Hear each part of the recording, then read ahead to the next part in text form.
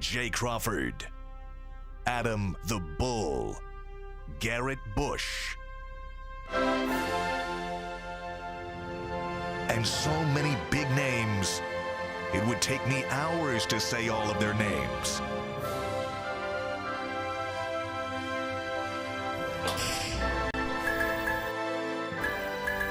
The ultimate Cleveland sports show. Booyah! It's Monday! And we have a full house, 5 around the table. I like that. I'm back in the booster seat.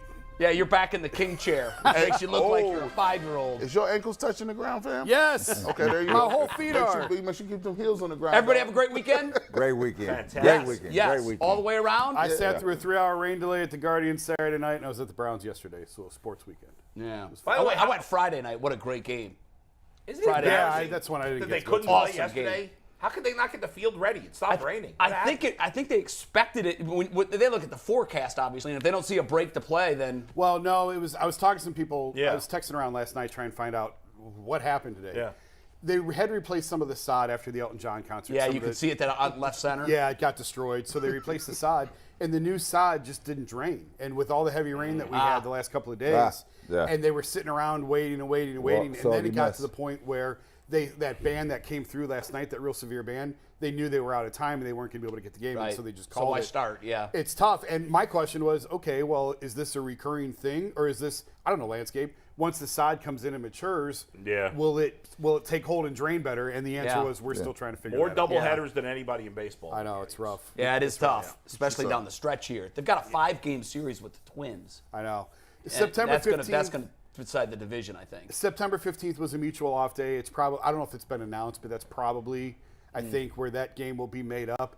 Chicago is home and is going to Detroit, so it's a real easy swing for them to come up and make that up. Oh, wow. And the Guardians are already home. So At I least would they don't think, lose the home game. Right. That's what I was afraid of. I was afraid they'd have to make it up there. Yeah, no, I think it'll be, it's a mutual off day. I think it'll be September 15th. Bro, Tough loss Saturday, man. These Yeah. dudes, Really tough. Yeah. These dudes be playing every day. When y'all be talking about it, I'll be understanding it a little bit. And then you be talking about the September 15th is a schedule. I'm like, that's 2 months dang near from now. You gonna schedule me something from then? They be playing every They don't day, get many man. off Oh, you days. get No 100 classes today. No, it wasn't just I forgot in my case. He had the it's LASIK. not out. He So had- you can't see right now. He might have had the LASIKs. No. That's what I was wondering. Yeah, That's why I brought it up. Oh, Maybe. if I get the LASIKs, man, and I might be in there. I might be in there. I might start acting. I can see my scripts and everything. All right, we'll tease the show. We got Tim Couch coming up. He's going to Yep. talk about preseason game number 2. The great Tom Hamilton, for my money, the best radio play-by-play guy in the game of baseball, does just a terrific job. He's going to talk to us about the Guardians and their stretch run here. And mostly we're going to talk about the Browns preseason game number 2, and that's where we're going to start. Joshua Dobbs, again, I think for me checked all the boxes. I know it's preseason. I'm not going to get too excited about it. But I love the run, the scramble down the sideline, the athleticism to stay in bounds. His numbers were solid, 14 of 20, 141 yards, no touchdowns, no picks. 4 rushes, 47 yards. That's a nice little element. Yeah, I That's like a it. really nice I element. like He it, scored Jay. a touchdown. Jay, I got a problem with him running. What's that? What am I learning from him running? I already know Josh Dobbs can run. He's got to throw the ball. No, yeah, but you're not going to let him stand back there and take a sack, are you? No, he's got to throw the ball. He's got to get rid of the ball. I don't need him taking. What do you mean taking a sack? That last play he ran to the end zone, he almost got killed. So That if was he's- dangerous. He What shouldn't is have he I done didn't that. doing love there? the fact that he Throw did the stay ball. in bounds because he opened himself up to an open field. Yeah. He hit. But the long run where he got his jersey torn, I didn't have a problem with that. No, that was a cool Yeah, that's play. the play I'm talking about. Yeah. I didn't have a problem with the short runner. He fumbled the ball. You got to play. It is still football at the You end of the day. gotta It's play. football.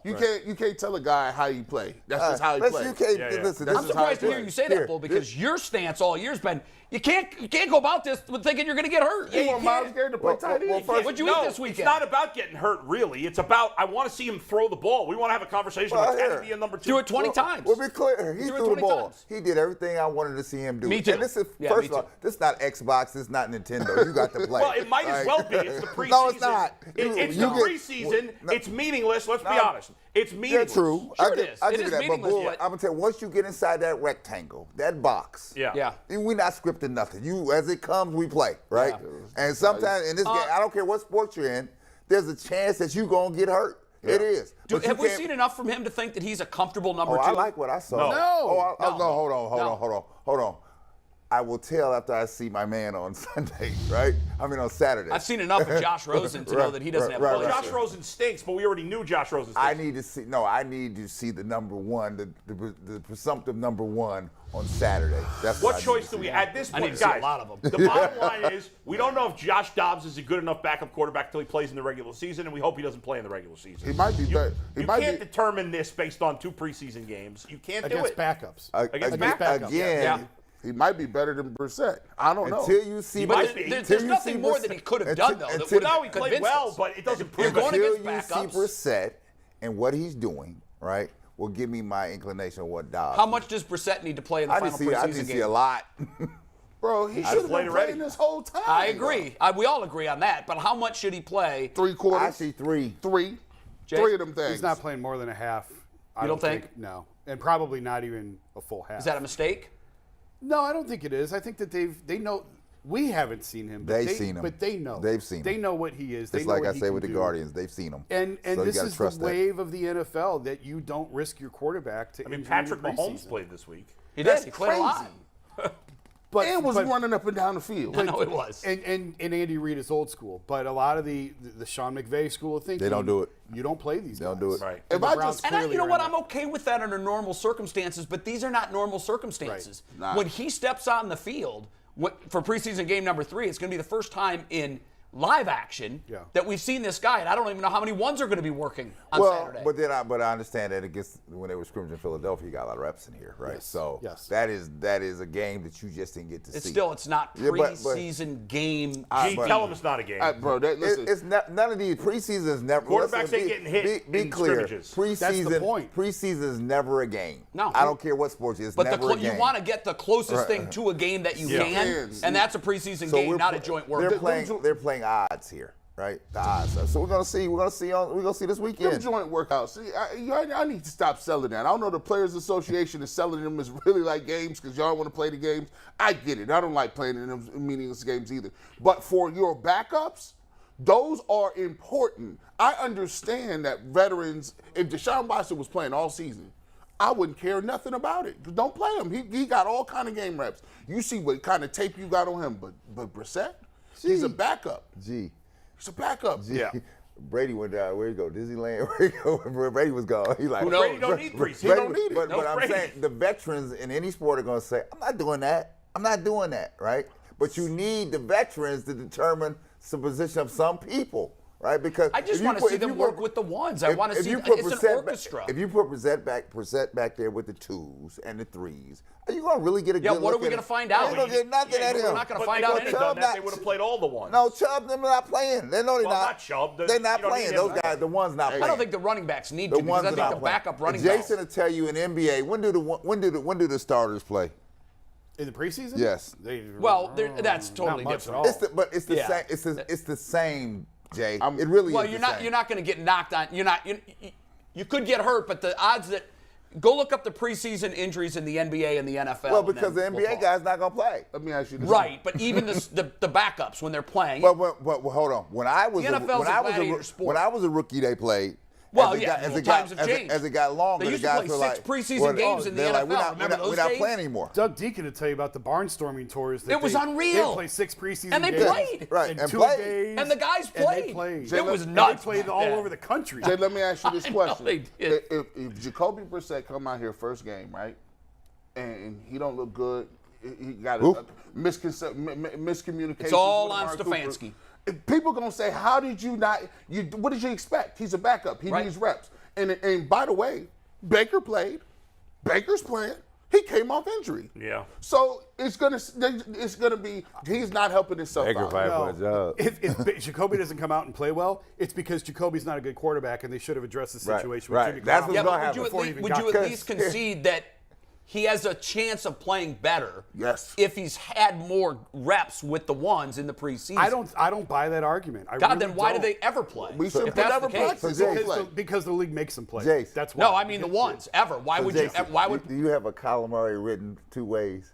Yep, he got it. If he stinks. Yep, he got No, it. I don't do that. Yeah, you can't do that because you don't know why he's going to stink. I don't pre-write stuff. I really don't. But I really think But that, you see which way it's going to go, right? But- If it goes south. I mean, If the it goes south. Jacoby Brissett I've seen in training camp has not been great. Like, they keep No. saying he's had a great camp. I keep hearing the same thing. Not what I've seen. From He hasn't people been that are great. in Okay. camp a lot. They've said there is a noticeable drop-off between Watson and Jacoby again, Brissett. Deshaun to me and is a top 5 you'd quarterback. expect there to be some. Yes. Why would But that surprise anybody? Deshaun Watson's really good, and yes, and Jacoby Brissett's So, a backup. but you don't want to hear that. You don't want there to be a canyon between But these of course guys. it's a canyon. Deshaun Watson's a great quarterback. Jacoby Brissett's a So, backup. so Of what you course it's a what canyon. you're telling me is if they play badly, that means Barry's on the table too. Because here's the thing: you could have went and got somebody, and you over here, coach, could have played him. You didn't do either. You didn't go get nobody besides Brissett, and you didn't play him. So I don't understand how you could be like not understanding Well, this could be happening. I'm not going to let anybody here off the hook, right? Run the tape you're right. back, Mike. I said keep hold them hostage to win to this point right here. Yeah. Well, That's that point. I will say That's old school. That's old school pro sports. And the point that Baker was in the system before is fair, but I will point out, Kevin had these guys ready to go week 1 last year at Kansas City. They played terrific, right up until Baker lost him the game. Choked as usual At the end of the game. Yeah, but it wasn't like there was a new moving part going into a And key that's fair. spot. And that's fair. But my point is, my Kevin boy had be these killing guys. Kevin had these guys ready to play week 1 last year. No question. Without No really question. playing And starters in the against, preseason. against a Super Bowl Against caliber the team. Super Bowl caliber team. On the road in a very tough spot. Yes. And honestly, I thought they played well last year in that opener. Oh, they did. But again, you're asking the quarterback is the hub to the wheel. Yes. And he's new. Oh, by the way, your number 1 wide receiver is new. Yeah. I just want to see those guys work Continuity.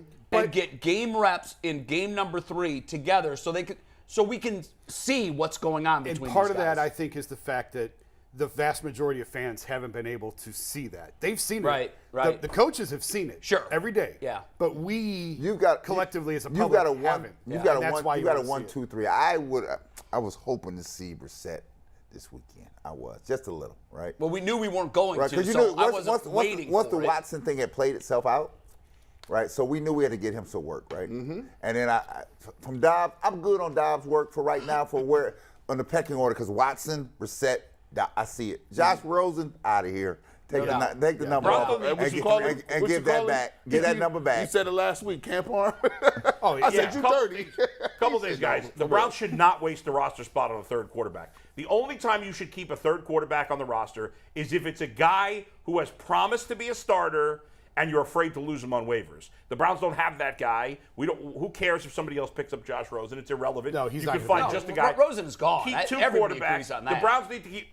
Can everybody stop on the broadcast? And by the way, the broadcast was great. All 3 of the broadcasters, Aditi and Chris and Joe, Sure. phenomenal. Tremendous. But everybody, please stop with the trading Kareem Hunt.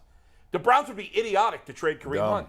Why on earth would you trade Kareem moronic. Hunt? Someone has to go, though. Would everybody agree Why? there? No. There's too much talent in the room. You can't keep five them all. running backs. So You better move one of them. I and don't get care about something for Dimitri. him. I'm not considering Demetric Felton. Even whatever. if even without Felton, so I'd keep 4. Is I'd get Stanton rid of the gone? fullback. Dead man walking? Probably. I think who? so. Just Who'd you because say? Stanton, just because Stanton. you've got so many Yeah, I don't talented need a running fullback. backs. Get rid of the Stanton, fullback. Stanton ain't doing nothing. I don't need him. Nothing that a tight end couldn't do. They doing Right, nothing exactly. for anybody. I mean, like every time he's in the game, they be like Johnny Stanton. I say, "What are you doing?" I'm keeping 4 I'm not running running backs. with I'm you. keeping. That's it. The kid looks good, and I'm not trading Kareem Hunt. They were talking on the broadcast. Maybe they should trade Kareem Hunt for a wide receiver on the Eagles. No, I was no. like, what are you talking about? But I think Who are you you're trading going for? to end up keeping 4 running backs, Yeah, right? but Don't I- you agree with that? Well, But in those- ideally, I think you want to keep I think 3. you keep 3. But in this situation, I'm I keeping think 4. you might be forced to keep Let me 4. tell you why I'm keeping 4 because 3 of them are chips, right? 3 of them are people that are desirable by somebody because they've seen enough that hey, I might like that kid here. I might like this Ford kid here. I might like the Ernest, right? I might like Kareem Hunt. I got chips here. Not that they're gonna be here the whole year, but I got a chip. Well, if you're I know looking, that. if you're looking specifically as the chips, Kareem would definitely be Yeah, the chip. most attractive piece. Not trading in a him, no trade. matter what. But you've got to figure out of the 4. That kid You've there? got to figure out the best Chip. combo of 3. Chip. And we've seen Ford has looked great. We don't know. We Ford's don't not going know. anywhere. He's yeah. here. I would think that because they've drafted him, he is the long-term answer at He's that the position. long-term Kareem I tell Hunt. you- I believe you're right. So if you are to the point where you're already thinking that he's the guy and he can do it, then you might see a trade for Kareem Hunt. That would be one of the I would dumbest not be things ever. stunned if they move. Well, I said in February they should look at trading. You guys are him, and I out of your got mind. killed. I'm not Explain moving- to I'm them not how moving- out of I'm their not mind they moving are. no Kareem But Hunt. The it Browns have depends no on what you- passing game for 11 weeks. You don't trade a top 10 running back. It depends. What are you on- getting it for him? depends- I don't know. That's I the don't know what question. the value is. What can you get for him? Can you get a wide Here, receiver for I'm him? not If moving. I What get wide a receiver are you getting for him? No, listen. If I get a 4th or a 5th for him, no, of course I'm not going to trade Kareem Hunt for. No, a 4th I or wouldn't do it 5th. for a pick. But it's got to be a if you player. can get an impact receiver on this team, and I don't know if you Jake. can or not, but if you Yeah, can, that's it. Nobody's That's trading it. an impact receiver for him. Nobody's trading an impact receiver You just for got Kareem done saying Hunt. about how great he is. Bull, Yes, nobody trades if there's a team that has a glut of receivers like we do running backs, it makes sense. Who's got a glut? Who's got more than 3 really good receivers? I don't know how they feel about who they have. I don't know how they feel about who they have. It doesn't make sense. If you Kareem Hunt don't is your have- second best player on But offense. if you're a team that doesn't have that premier back, and by the way, Hunt, I believe, is a better player than he's ever shown. Totally here. agree. Right. Totally He's agree. a top 10 running back. Of course he is, but Yeah. Bull, the problem is the guy calling the plays hasn't taken the cover off the sports car yet. Well, you have to now you because get- they I have, wish. they have no passing Can you game. get the numbers out of Dearness Johnson that Kareem Hunt gives you? That's No. the question. We don't know. No, absolutely not. No, we don't. I don't know. Absolutely Nobody not. can say definitively. Oh, We I just can don't say know. absolutely not. They haven't used Kareem Hunt Can as you a top name 10 one back. wide receiver they can Absolutely get for Kareem not. Hunt? That's not our job. Our job is to just discuss what they might I'm do. telling you. And what they might okay, do is they so might here's move what they him. said. Yesterday on the broadcast, they talked about maybe they could trade him to the Eagles. Yeah. Okay. The Eagles have 2 good wide That's receivers. it. Right. They have A.J. Brown and Devontae Smith. Right. They're not trading either of those guys for Kareem Hunt. The rest of their receivers are the same as our random receivers. That's why I say. Although I not, say. not that I would make this trade, but Devin Allen is not like our receiver. All I say is keep your chips, right? I'm gonna tell you. I'm gonna switch it a little bit. I'm gonna tell you who I've enjoyed watching, who won't be around here. I've enjoyed Kelly. I really have. I have too. I've enjoyed Kelly. I have too. I've enjoyed Kelly. Somebody pick him up. He's a good running back. I've enjoyed Kelly. Every He's gonna play football this every year. single Look, year, look, he shows me something. I come from tailback U. Yeah. Right? No, I know. I come from tailback U. But He's all right. But by the way, Kareem Hunt. See, this just boils down to what your coach is going to do. Yeah. To me, Kevin Stefanski, if he said he wanted a receiver, Kareem Hunt is one of the best receivers. Use him that way. Use him. Just Yeah. use, if you Kareem want a Hunt receiver, is a just better throw. player than every skill position player on the Browns not named Nick Chubb. If you He's- can't get- and it's close between the two of them. If you can't get good value for him, then fine, keep him. But can't. somebody's got to go. Somebody has to Yeah, go. you got Well, to. here. And the last, they're not going to release anybody. I think I think all more four of than those likely, guys- we said before the show, Dearness Johnson to me is probably the most likely to be traded. I agree with that. But I think you at least kick the tires. I'm not getting on rid of Kareem. any of them. To Bull's point, Yeah. Kareem Hunt is a valuable asset. Now, to your point, Stefanski, do you know that? That's do the you problem. know this? Yeah. Do you know what you have? I don't think he right. does. Because if you know what you have, you're going to use the mess out of it. Yes, you are. Yeah. But we get it in bits and pieces. But here. we've had Take- two take- opportunities. Take 2 kibbles and bits here. We've had We 2 wait for you. seasons, though, to see how he integrates, and he hasn't. He just hasn't.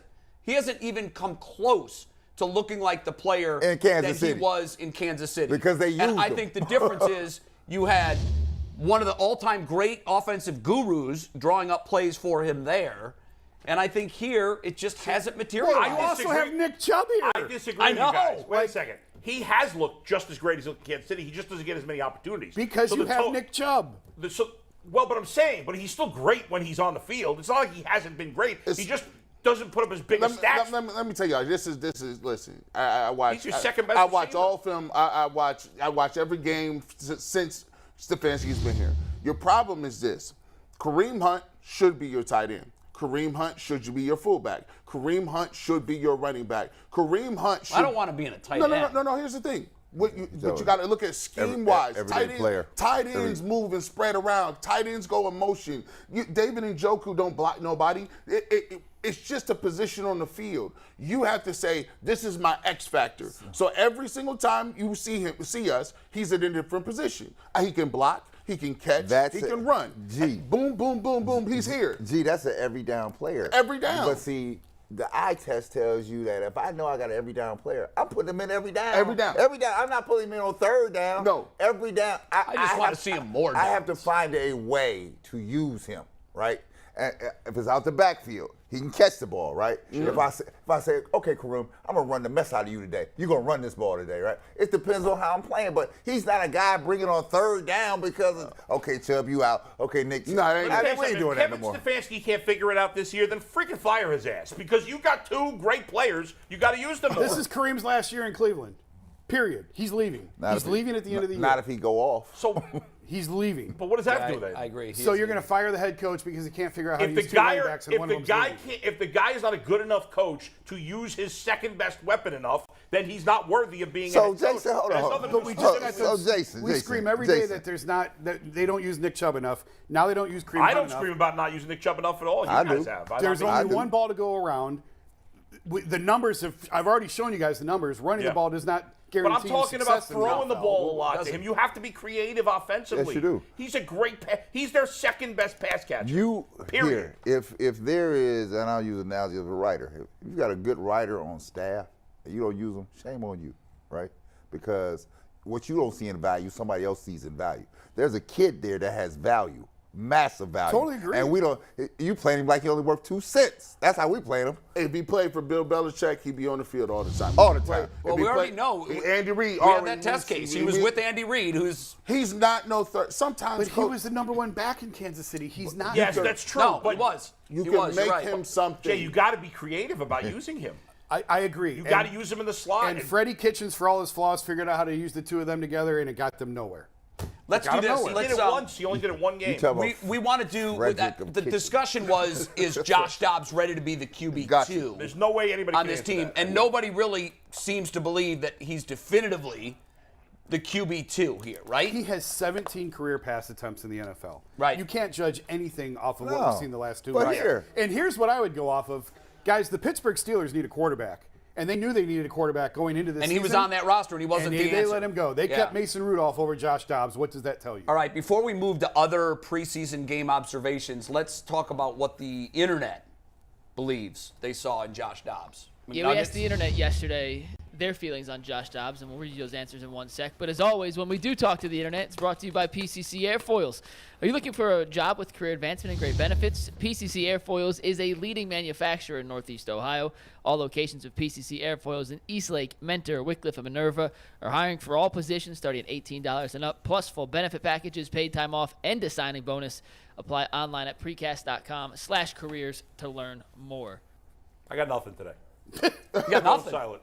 I'm so fired up about you guys want to trade Kareem Hunt. I can't even say It depends on what you get. You No one's can't- saying trade him for a fifth You rounder. Nobody's can't saying that. Get a good wide How do receiver you for a know? running. You don't know. No team trades a good wide receiver for a running Jay, back. I How wasn't often does a guy have happen. Kareem Hunt's ability become available? It doesn't happen. They're not. They are, in your mind, are they shopping him? Because I believe they absolutely are talking to teams. And I also think You're out that's of your why mind. the broadcast team was talking about it. They know something's going Well, on, too. that's the thing. You guys know as well as anyone.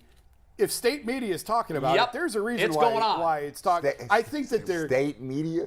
Well, it's team media. It's team-run media, Where and we they're at, privy to a Russia? lot more than NBC would be if So they came you- rolling in so here. you calling Only these guys advantage- oligarchs? Where The we at oligarchs talking Russia? about it. Guys, State no, that's media. what they're called. The only advantage the Browns have on offense right now is their running game. You don't weaken your only strength on offense. Let me tell you something. If you want to diversify and be better in another area, you can't. You're not going to get a receiver that's equivalent to what Kareem I'm Hunt not- is That's what running they're back. working on right now. I'm No not way they can do that. moving Impossible. Kareem Let's Hunt. see. I'm not moving Kareem Hunt. Why? Because here, nobody said this. Chubb always goes down. Chubb be hurt too. He always Well, go down. Oh, I mean, he's going to play 14 games this year. There'll be games where he's dead. Unless you, Come on unless now. you can get a top 25 receiver, I'm I'm not not doing trading it. him. I'm not doing it. and there's no way they're getting a top 25 This receiver. is what I love. According to you, he's the top 25 back, so why This is not? top 10 back. Top 10. Why not? This is So why can't they get a top 25 This is receiver gonna for be him? fun to Because see. nobody's trading a starting wide receiver. They are if they because need a running back. Who needs a running back? There's like 2 teams that need a running back, and they're bad Hey, teams. whatever. Yeah, every team is set at running back, Whatever Yes, they do, pretty much. Who needs one? whatever they do, I just keep telling you, the time is ticking, Stefanski. I don't know. I don't think he understands what it's looking like out here. You can go ahead and do all these moves and not make no moves or whatever you're going to be. When we come back, everything is in the chamber now. When we come on that first game and Baker Mayfield standing on that opposite side of the field, do not come out here and act like you could take L's and ain't nobody going to say nothing. You next up, fam. We seeing. We watching. And there are no good teams that need a starting running back. Before you flip that real quick, did you see the hurler outrun the Browns? And then I started thinking about Schwartz. First of all, he's world-class fast. But hold on. I'm just comparing that to Schwartz. That's what I'm looking for. Yeah, because that's what a fast football player looks like. That's what a fast football player looks like. I said that, I did like this, Jay. That was a nice dive. And it was a nice route. I said, oh, my God, that's what Schwartz is supposed to be. My son trained with Devin at the Olympic Training Center. They're very good friends, and he's been telling me forever, I can't believe that an NFL team hasn't figured out how to use this.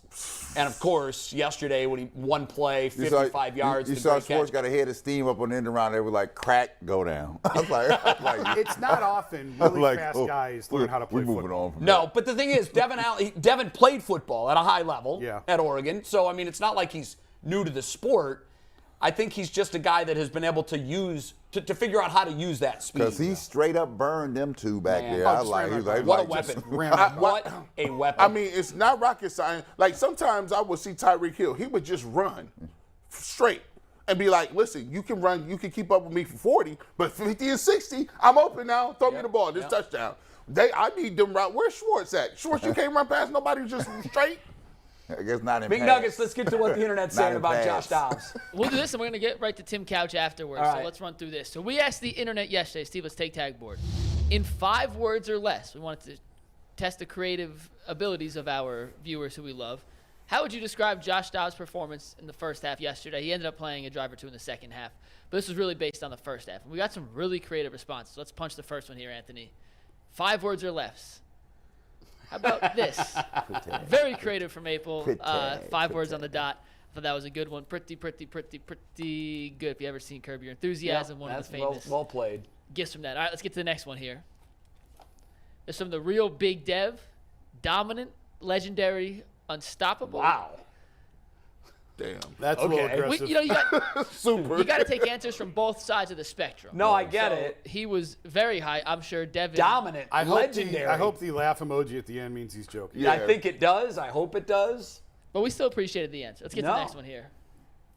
This one a little more leveled. Steady, confident, intelligent. He is a rocket scientist. That's probably the best, most accurate. And that was the one that we felt was the most on-the-nail description. Yeah, I agree with that. Mark, well done. I'm gonna rock with Dobbs. Nah, my boy. I'm gonna go ahead and say Dobbs. Hey, listen, I haven't seen that much that he can't do. A couple of nice passes. So if Jacoby goes down in week 1, you're comfortable with Josh Dobbs for 10 weeks? Oh, I ain't say all that. I'm glad you did. How could you be? I ain't say all that. I'm still. It'd be a nice bridge to get from the second quarter to the third quarter. He's got a dinged ankle. Ooh, But you don't want him out there for 11 games, No. I don't think. No. He's a pup in training. But I will say, a friend of mine who follows Tennessee football, he said, you don't like him. I'm watching him. He's nice. All right. I said, but he's got to grow. You got to get game experience. Before we bring in Tim, I want to bring up one thing that was a concern to me. I wanted to see if I was overplaying it. I know it's preseason, but it's also a time for coaches to practice this stuff. I thought Stefanski wildly mismanaged the clock going into halftime. Am I the only one that It was a little. When he ended up kicking the short It field. was so disturbing. here's what happened. It was they decided to throw a ball over the middle, which is fine in that situation. I thought instantly after that you'd use one of your 2 timeouts. Right. They didn't. The clock ticked from 38 down to 24. Right. 14 precious seconds ticked away. And I'm yelling, timeout, timeout, timeout, timeout.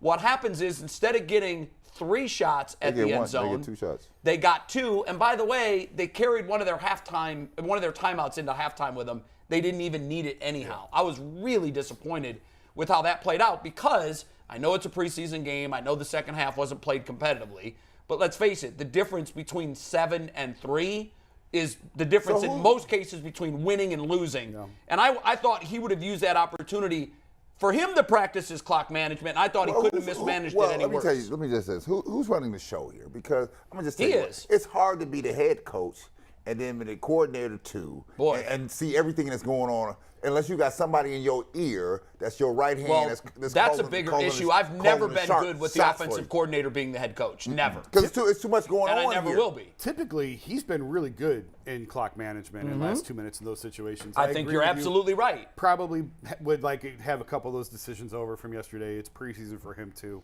Yeah. You know, How about but your boy it's- Cade York? He made He looked- 150-yard, missed the second field goal. And by the way, the little obsession and over-cheering for a kicker is a little disturbing. And I don't want to hear that he could have made it. I think Cade York's Not when you haven't had one in a while. I don't. That was nice. I think Cade York's going to be good, but I don't want to hear that his field goal would have been good from 70. It was a 50-yard kick. He's got to make it, or a 55. He made a yarder. 50.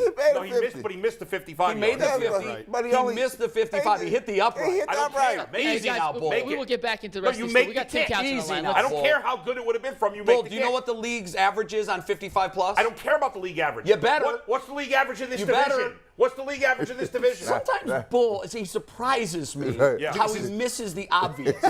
You mean to tell me you miss a 55-yard field? You better make it. He's got to make it. I don't care how good. Well, On the broadcast, 55-yard they're field goals Is are he- missed I more think- than they're I- made. I think Just not so in you this know. division. Hey, guys, let's In get this Not game. in this division. I I don't think care how Tim good it is. is on the line. Tim, Tim, save can you us. make a Make the freaking 55-yard kick, field Tim. goal? Make the kick. I don't want to. Everybody's kissing. Guys, a We're rookie off- kicker. we're off They're of Cade. kissing his ass. We're off- You we're make off- the we're off 55-yard Cade. field goal. We're off Gotta Cade. make it. We're off Cade York. Hey, Gotta look, make How are it. you, I my played friend? with That's his I job. played with Phil Dawson. That guy never missed, man. So we Never. didn't have any kicker issues. When I, was Phil, I playing. looked it up yesterday. Phil did miss.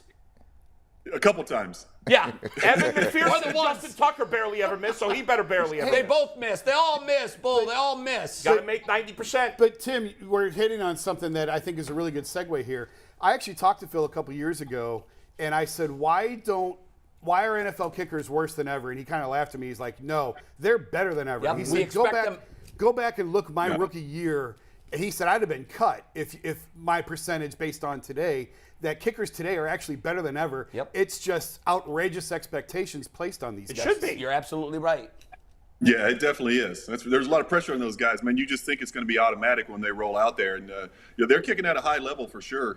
I remember Phil back in '99 when we came in as rookies. He was just so clutch. Even though he missed a couple field goals that year, when the game was on the line, Phil was always automatic. I don't remember him ever missing an opportunity to win a game. But these guys right now are unbelievable, man. They're kicking the ball much further and much more accurate than I've ever seen. And just to follow up real quick, and then I'll let someone else go. Go back and look at and he totally convinced me, by the way. By the time we were done talking, he completely flipped my mindset on kicking. Go back and look at the career make percentage of Gary Anderson and Morton Anderson. Right. And these guys Who we thought were all-time greats. were all-time greats. They wouldn't even make it in the league today based on what we have today. And Tim, I don't think I think you might have brought this stat up. I don't think an opposing team missed a field goal or something like I that. brought it Yeah, up. Yeah, they didn't make- not miss a field goal. They didn't All miss a year. field goal all year blocked. against the There was Browns. one that was blocked. That's crazy. It is nuts. That's just bad luck, but it Right, happens. that just shows accuracy, yeah, Mike. Tim, what's your overall takeaway from preseason game number 2? And after you tell us that, what do you make of the fact that we haven't seen our starting quarterback yet? Yeah, I think, my overall takeaway was there's a lot of talent on the field, a lot of good young talent. I think, obvious what everyone's talking about is Josh Dobbs and the way he played. That's great to see. You need a backup quarterback in this league, and I think Josh has shown that he can be that guy. I was just impressed with how comfortable he looks in the system already. He looks, he's making the right reads. He's getting rid of the football, making plays with his legs. So he's a valuable guy to have as a backup quarterback, and I think he's proven that so far, completing a high percentage of his throws throughout the preseason, taking care of the football, and he's moving the offense. It looks good out there when he's on the field. So I was impressed with Josh, and just the overall young talent. Like I said, some of these young running backs, some of these defensive players are really showing out in these preseason games. So it's great to see that some of these draft picks are making such an immediate impact for the team. Hey, Tim, you talk about the backs. We got a glutton of backs now. What you gonna do? For sure. I keep telling them you got some chips, even though you're not gonna use them. You got some chips here.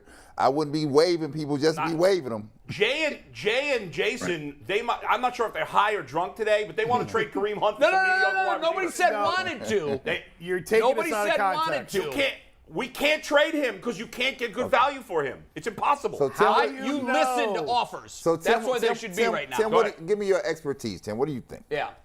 I got a glutton of backs. I would probably agree with Jay. I think you listen to offers. This guy's he's a good football player. So I don't know. You need help in other areas. Certainly, there's some areas of concern on the team that you want to kind of build up the roster a little bit because you're so stacked at running back, you're probably 3 deep, maybe even 4 right now that you feel comfortable with in the backfield. So, if there's good offers out there, I think you do have to listen, just to kind of build the team up and, strengthen it in other areas. Agreed. In theory, I agree. If they could get like a top 20, 25 wide receiver for Kareem Hunt, I'd do it. Right. That's all we're saying. The problem is That's it's impossible. Yeah. It's impossible because nobody's trading one of those If guys. you don't for Kareem try, Hunt. you'll never know. Fine, try, but it can't happen. And that's It's what we're impossible. saying. That's Guys, exactly what we're there's saying. like 3 teams that need a starting running back, and they're all bad. They're not going to trade a good The wide Baltimore receiver. Ravens lost all of their running backs last year before week 1. So let me. Okay, who's the wide receiver you're getting for the Ravens? Nobody. I They don't don't have know. any. Who's Let me running back ask hurt? Tim Couch. Hello, Crazy. Tim. You got enough Kentucky gear. They must keep you laced down there with that gear. Got to. They do. I gotta go to Columbus because I'm not getting the gear like you getting. Every time I turn when on the you're TV, all-time you great you like Tim. yeah. Listen. Ain't no slouch over here. No, I know. All right, so let me say, Tim rewrote the record book. Tim, there. let me ask you this, bro. Kareem Hunt, if you had to move him, what caliber of player you moving him for? That's Bull's question. What kind of player would you move a Kareem Hunt for? And give me a type of name, something that we can equate here, right? Man, I don't know. I can't think of anyone right off the top of my head, but I'm thinking, you definitely need a playmaker at wide receiver. When I look at the wide receiver group, I'm pretty concerned about that group. What happens if Amari Cooper goes down? Well, where does this team go in the passing game without Amari Cooper? And, who do they turn to as their number 1 wide receiver? So I think you need to, to obviously, build up that position a little bit, get a little more depth, get another playmaker in there for these quarterbacks to throw the football to. But I can't think of an exact name right now who I would think would be a good even trade for Kareem. But I think he does have some value. Is it a high level good. guy? I mean, how high a level guy? I guess I'm asking, not specifically the person, but how high a level guy? You're not looking for a second tier I'm thinking receiver. probably you're probably looking at a number 2 wide receiver, I guess. Something like that. Somebody who can come in and you can count on to play right away. And that's fair. You're talking about a number 2 running back, at least in this system, and for a number 2 wide receiver. And Bull, the reason I don't think anybody here on this panel is advocating get rid of him, move him. That's not what we're saying. What we're saying is that Andrew Berry has to be looking at the totality of his skill players on offense, and he's saying, wow, I'm loaded here, and I'm But he's thin as known hell that for here. a while. Right. And what you guys are not hearing, because as I'm telling you, because I'm obsessed with rosters and depth charts, and I know this stuff. Oh, we're not. There is not. Well, you guys can't name one wide. Then name me a wide receiver. We're not at all. If you are, then name me one wide receiver. Bull. Name one wide receiver. Here's what we're going to say. There is nobody. No, I can't. And you know why? You're asking me to reverse engineer a trade. I'm telling you, there's like 3 teams that need a starting running back, and they're all bad teams. So 29 teams right now have running backs better than Kareem Hunt. Of course not better, but they're not going to trade a good wide receiver for Kareem Hunt if they have a starting running back. If you want to get better at wide receiver, yes, and you bring Kareem Hunt onto your team, 20 teams are going to do that. No. 20 teams are going to get better at that position.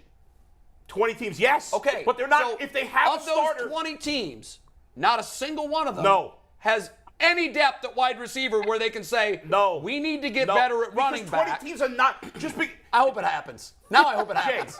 Jay, I really do. If Kareem now I Hunt, hope it happens. If Kareem Hunt is better than if some team has a number 15 running back, and Kareem Hunt's number 8, well, they're not going to give up a good receiver just to get a little better at running back. They're not going to do that. That team won't. Would you trade Kareem Hunt for Olave? They wouldn't do that. Jimmy Christmas, yes. That's a question. Hell yeah, I do that every day and twice on Sunday. Relax. That's not going to happen.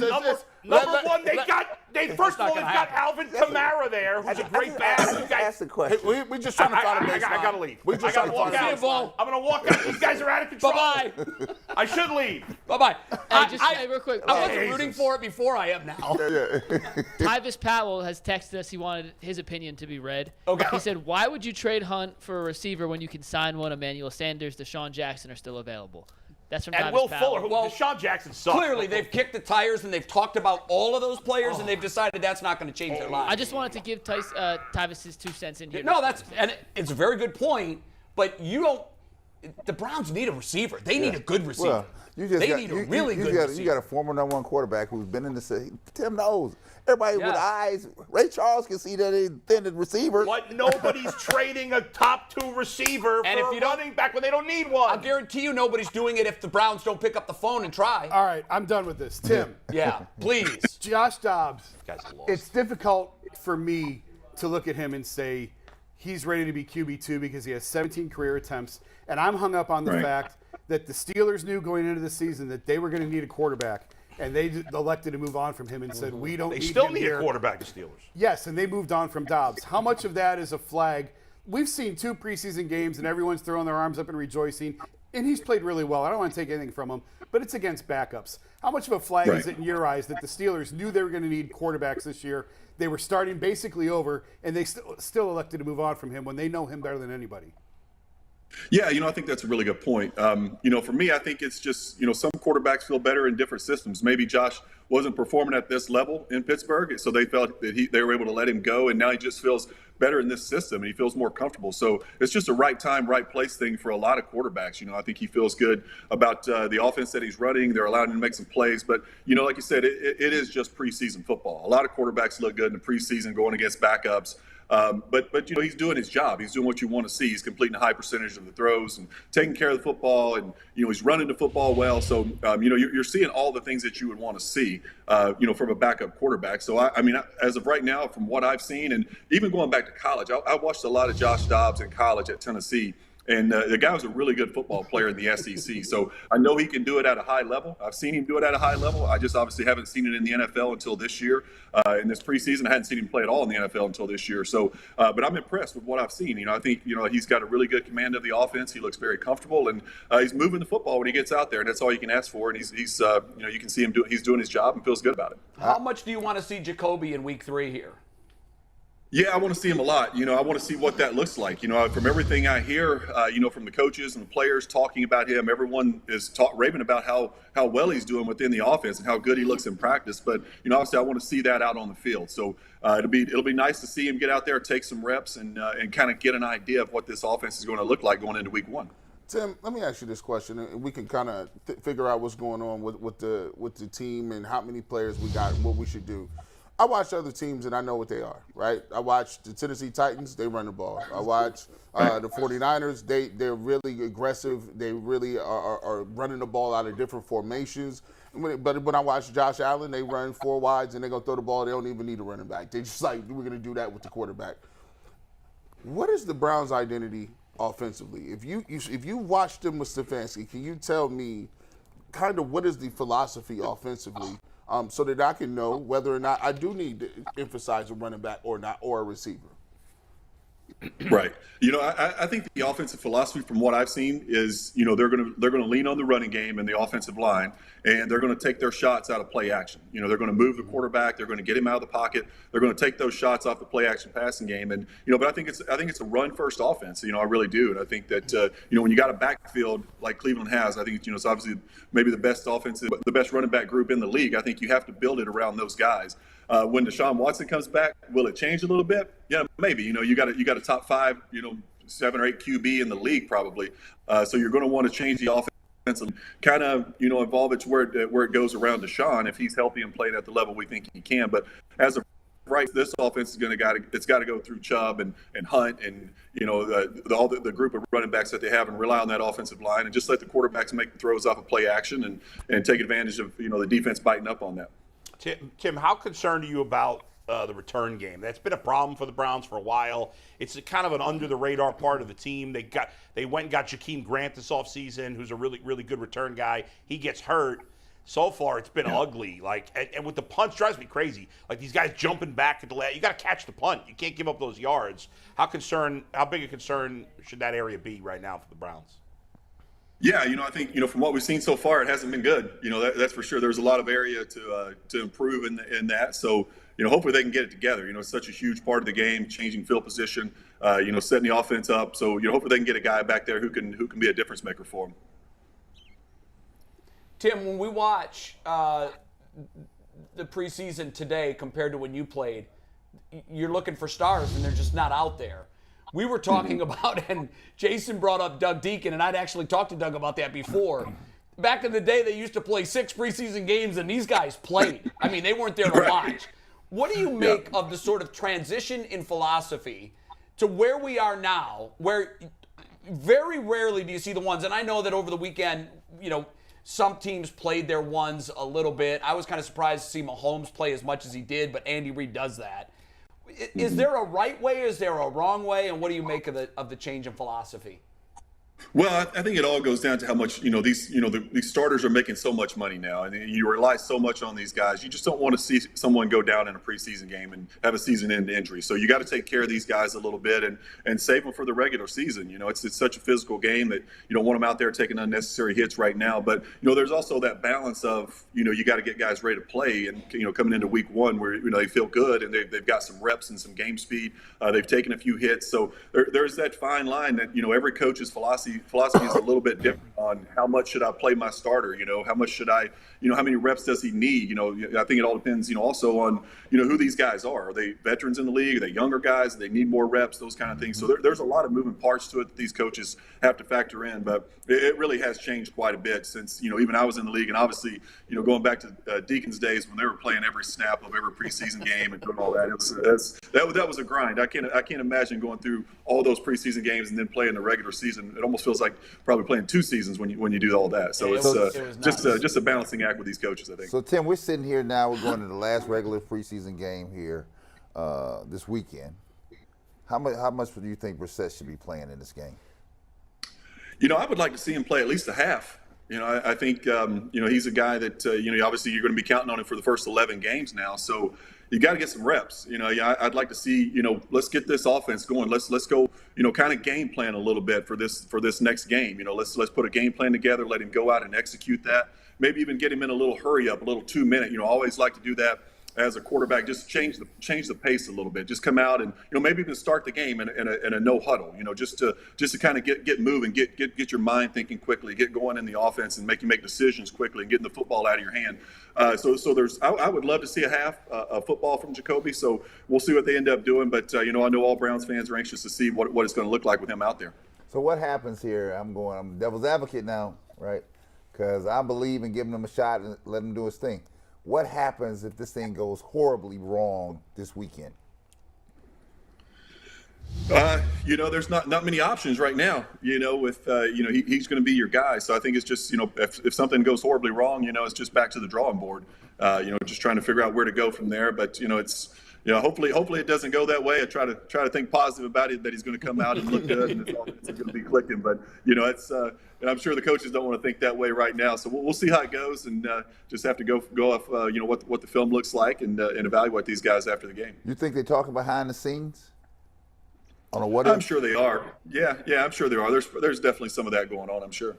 Nothing changes if he doesn't play well. Nothing. Like, what are you going to do at this point? Yeah. It's not going to change the Jimmy G conversation, whether or not they go get him or not. They're not going to base anything off of one preseason game, even if he looks terrible. I don't think. It's funny. What my perception of if things go horribly wrong was an injury. I wasn't off the train. I was on the Off the train performance. track. I was on the performance side. Yeah, okay. Yeah, they're I was not on going to the blink on performance because they are who they are at this point. Turn out the light. Right. McNuggets has a question for you, Tim. Yeah, Tim, we Okay. talk about the joint practices and how teams kind of use those as their quote-unquote preseason now. Do you feel like when you played in the preseason, those snaps actually helped you prepare for the opening week of the year, or were the preseason snaps really just kind of walkthroughs and praying you didn't get hurt? I thought they helped a little bit. We did some joint practices with the Bills when I was playing. I think we did that a couple times. I know we did one with Indianapolis as well. So those things kind of help a little bit, to get you ready, just to see another defense, another look, because you've been going against your team, your defense for so long in the offseason throughout OTAs, mini camps, and then training camp. It's good to see, something else out there to make you think a little bit because you understand and know your defense so well at that point. So it's good to see those, new faces. But, yeah, I like the preseason as far as just getting ready. It made me feel like you don't have to go right into week 1 with no reps. So get out there and move around a little bit, take some hits, and just get used to getting rid of the football. So I like those preseason reps for sure. Some people are trying to equate that to games. Is there any way you're getting out of a joint workout what you would normally get out of playing even a quarter or a half in a preseason game? Probably not. No, it's always going to be stepped up a little bit once the games start. You know, these preseason games kind of are what they are. You're not really game planning for these things. You're just kind of out there, you know, calling plays and working on, you know, what you've installed so far, you know, in the offense. So it's definitely a step up, you know, speed wise, physicality once the season starts. So it's just, but it's, you know, just it's the progress up to it, you know, the progression up to it, where you got to, you know, go from practice speed to the preseason speed and then the regular season speed. So you know, it's good to kind of get that feel and get ready to go for week 1. What's the game like experience when it gets chippy though? Yeah, you know, that's there's always going to be some of that, you know, especially these joint practices. You know, you see the highlights of. There's always going to be a fight breakout. Anytime you get two teams together, they're going against each other like that. So you know, you're always going to get some chippiness and you know, some arguing going back and forth. So it's just part of the game, and you kind of go into those practices expecting those kind of things to happen. I always shake my head when guys start throwing hands. Like, what are you going to hit? You're going to hit something hard with plastic, and you're going to break your hand. Yeah. It's not a good look. Tim, thanks for stopping by. We appreciate it. One more preseason game, then a week off, and then we start talking real football. We can't wait for that. Have a great week, and we'll see you next week, man. All right, sounds good, guys. Appreciate it. See you next week. All right, Tim, thanks. All right. Yeah, Thanks. you know what? Thanks. He is loaded up with UK gear. He got more UK gear. He's got it. Every time he's on, he's got a different piece of gear on. If I wasn't a buck, I'd like, send me some of that gear. Because I know Do you still get any love for Man, we'll get nothing. Are you crazy? Nothing from Ohio State. Be like, we give you nothing. That's crazy. They point you to the bookstore, go online. All that billions of dollars changing hands. Oh, well, here, and we'll get to it. Hey, it's amateur athletics. Won't Come be on. this week. That $1 billion TV deal Yeah, it's that the unreal. Big Ten just signed, there's going to be some restructuring here because that's There going has to be. Yeah, it's some restructuring here because now you get more of the pie, and what are they getting? So somewhere this is going to be addressed. Yeah, here. that's Well, too we've got much to limit. money. This is coming. We've got to not to limit get the some of players getting name, image, likeness money. Right, We wouldn't want them to make too much. right. A billion, Yeah. bull, billion. Billions with a B. I said, People, y'all don't ask enough. Y'all don't ask enough, right? You got to be that guy, right? Look, you got to pull up. Hey, Gene, you had him on. Hey, Gene, look, it was great to have you on the show, but listen, I ain't had no shorts in about 20 years. Can I get a polo? Can a brother get a polo real quick? He don't want to do it, though. He don't want to pull I that. wasn't on with Gene. I wasn't on with Gene that day. You what? Would you have asked? Would you have asked? Would I? That's why he wasn't on. Would I? I That's love why when I Brad know. tells the story about when the Jordans would show up at the Bulls facility. And we steal them. We were like, oh, give me them shoes. Bro, By the way, I still can't understand why the Big Ten didn't kick out Rutgers, Indiana. Like, why would you share the money with these schools Rutgers that is bring going nothing? nowhere. It's the number one market in the market, country, and I right. know that they don't I don't care about it. understand. Nobody watches Rutgers football in New York. I Indiana's don't going understand why that nowhere matters. because they're the heart of the Big Ten. They're going nowhere. And they I don't play know about basketball. Indiana. I can't argue that. No. In 25 That's years of tradition. living, Northwestern. They bring Chicago to in Chicago. Chicago. And they're 25 great years in of living in school. New York, I never met anybody that cared about Rutgers football. They Not one cared. person. They cared the year they were 8-0 and they lost. Nobody they cared. beat Louisville. No, they did. The TV ratings, because that game was on ESPN the night that they were They 8-0 like- and the Big Louisville Ten was likes- 7-1. the Big Ten- It did a mammoth number, and it mostly was in the metro area. The Big To Ten watch. likes the household. Yeah, They have the so- household. They want. They got want. the household. they Well, why want- not you know what kick they out want? Indiana and Purdue? Why share the money with them? Well, I've even asked before, like, Iowa, Yeah, why? Northwestern. Why are they sharing the money with I, them? I still think that ultimately where it's going is this super conference that keeps the powers: Michigan, Ohio State, Penn State, USC, UCLA. Now imagine if they bring in Notre Dame, Right. and maybe a few other programs, fringe programs from the ACC. I don't know how the ACC. By the way, is gonna do it. go ahead. Did you see Brian Gumbo had Kevin Warren on in an interview over the weekend, I didn't see it. and he asked him. He said, "When are you gonna start playing the players?" Yeah, And he good. Said, he said, "Oh yeah, $1 billion." He said, and so Kevin Warren, he didn't duck it. He said, "Do you ever think it's gonna get to a point where we're gonna have to reconcile this with the players? Do you mind paying players?" "No, I don't mind playing." Oh, it's coming. It's coming. I mean, they see it coming. Guys, what It's they basically professional have in the sports. Big Ten alone is an NFL-style financial model. Yep. But they're not paying the players. It's amazing. Can you imagine? So, I mean, it's finally, common sense is finally going to catch up with reality. And I was just shocked that Kevin Warren said Well, he knows it's coming. He said, "Oh no, I see where I'm not opposed to paying the players. I'm not." Absolutely. By the way, before we get to the top 5, you mentioned Notre Dame. It reminded me. I watched the Manti Te'o Oh, good. What'd you think? documentary over the weekend. What'd you It was think? amazing. I only watched the first one. Don't fully spoil it yet. I The wa- first one was it's amazing. it's still. I haven't seen any of it yet. Oh, watch I it, watched Jason, I watched it. the first I 10 want minutes, to. then I had to leave and go do something. I watched the whole 2 hours. I am sympathetic for him. I feel bad for him. there is a part of me is like, how could he be that stupid? He was. But a I young believe kid. he was. Yeah, he was. I do too. He was. You know why? He came from a religious background. He was very sheltered, probably. He wasn't exposed to any of this stuff. Yeah. I found when I went to college, like the kids that came from the most religious homes they always. There were some of them that You know were what bananas. it is, Bull? As I was watching it too, and I was trying to remember back because it was every day. We were doing that story front and center every single day for weeks. And I remember somebody that knew him from Hawaii told one of our producers, who told us in a meeting, this kid is one of the most trusting kids you'll ever meet. He was he was always, whenever he would find out that people had nefarious motives in anything in life, he was like, wow. Yeah. Really? And catfishing at that time was not a thing. It wasn't that we a knew thing. about. It was just a perfect It's storm. a shame. It's a shame. It ruined his career, obviously. But you know what? I think it did too. Totally. Yeah. But I loved how it ended on the positive message and that he's finally over that hump. Yeah. And that he holds. I don't want to spoil it for those that haven't seen it, including McNuggets. But I will tell you that that's a strongly recommended sports doc. It was excellent. That you'll get from me. It was 2 parts. I don't have time for the 8-parters. It's too long. It's going to take you 2.5 hours to watch the whole thing, and it's great. Fantastic. Yeah, Real it was quick, really good. 2 seconds. Panthers, and the most non-news, breaking news ever. The Panthers announced Baker Mayfield will start against. Wow! Who could have seen that? Yeah, well, they did that last week, right? No, just there now. was rumors they were going to last week, but they didn't announced actually just do it. now. Oh, that Baker will yeah. start Well, I mean, there were reports last week. Yeah, I mean, from a lot of it's the people. most non-newsy breaking news. Yeah, ever. you're right. That is because I thought it already had been announced. Who's surprised? Nobody. To no one's surprise. Good. It was a Well, very here for the Cleveland. I'll speak for the Cleveland folk. We wanted that. We're waiting for you. We're gonna wait to see you. Yes, we are. We want to see you. Are any of you guys big Vegas guys? Yes. You bet? You like to bet? No, I don't bet on games. I'm not a big Vegas guy, but I have a friend who sort of makes a living at sports betting. He's independently wealthy, but the amount of money he makes every year from sports betting, he could do that if he wanted to, and be well off.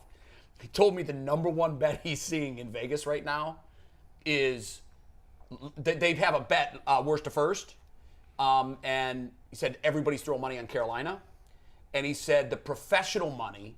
And that's kind of the world that he's in. He's not in the, Joe Sixpack, give me this team. Right. He said the professional money right now is he's seeing a lot of it thrown on the Panthers. Mm-hmm. Just the worst to first. Not just the worst to first. They're definitely seeing most of that money go to the Panthers on the worst to first. But he said every year, the way he does it is he splits top 16, bottom 16. The way you make money is picking long shots, obviously. So he's studied that bottom 16. It's like, I'm not there yet to go all in on Carolina, but he said he's got some buddies that are also in the pro world, and he's seeing a lot of the pro betting money go on it's the money that you throw on a long shot to win it, and then you hear that it comes through. Right.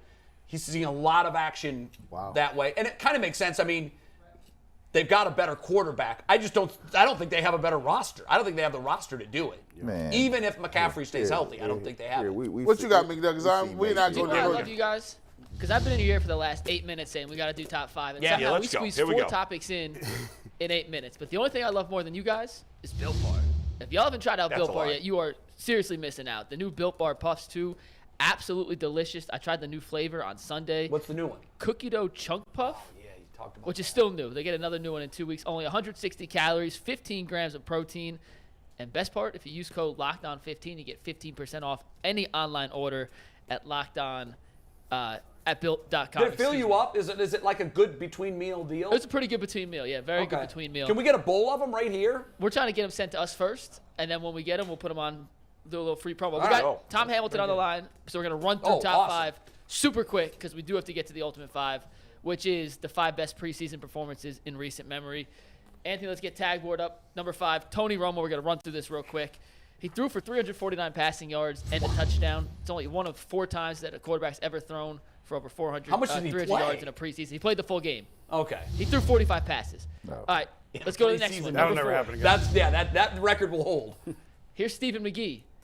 304 Who could yards, not forget 1 Stephen touchdown. McGee? His 1 touchdown was a game winner. So I gave him a little nod over Tony Romo, All who right. threw for some more yards. Okay. Number 3. Y'all remember David Clowney? I do. Yeah. In 2008, 4 catches, 163 receiving yards, and 2 touchdowns in the preseason game. The only reason he made the Jets roster that year. And I'm sure all Jets fans thought he was going to change their lives forever. No doubt. How'd that work out?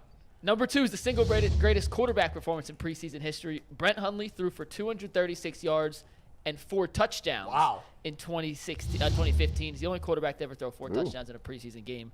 And number 1, they only play like a quarter or two. I know, but they used to play a lot.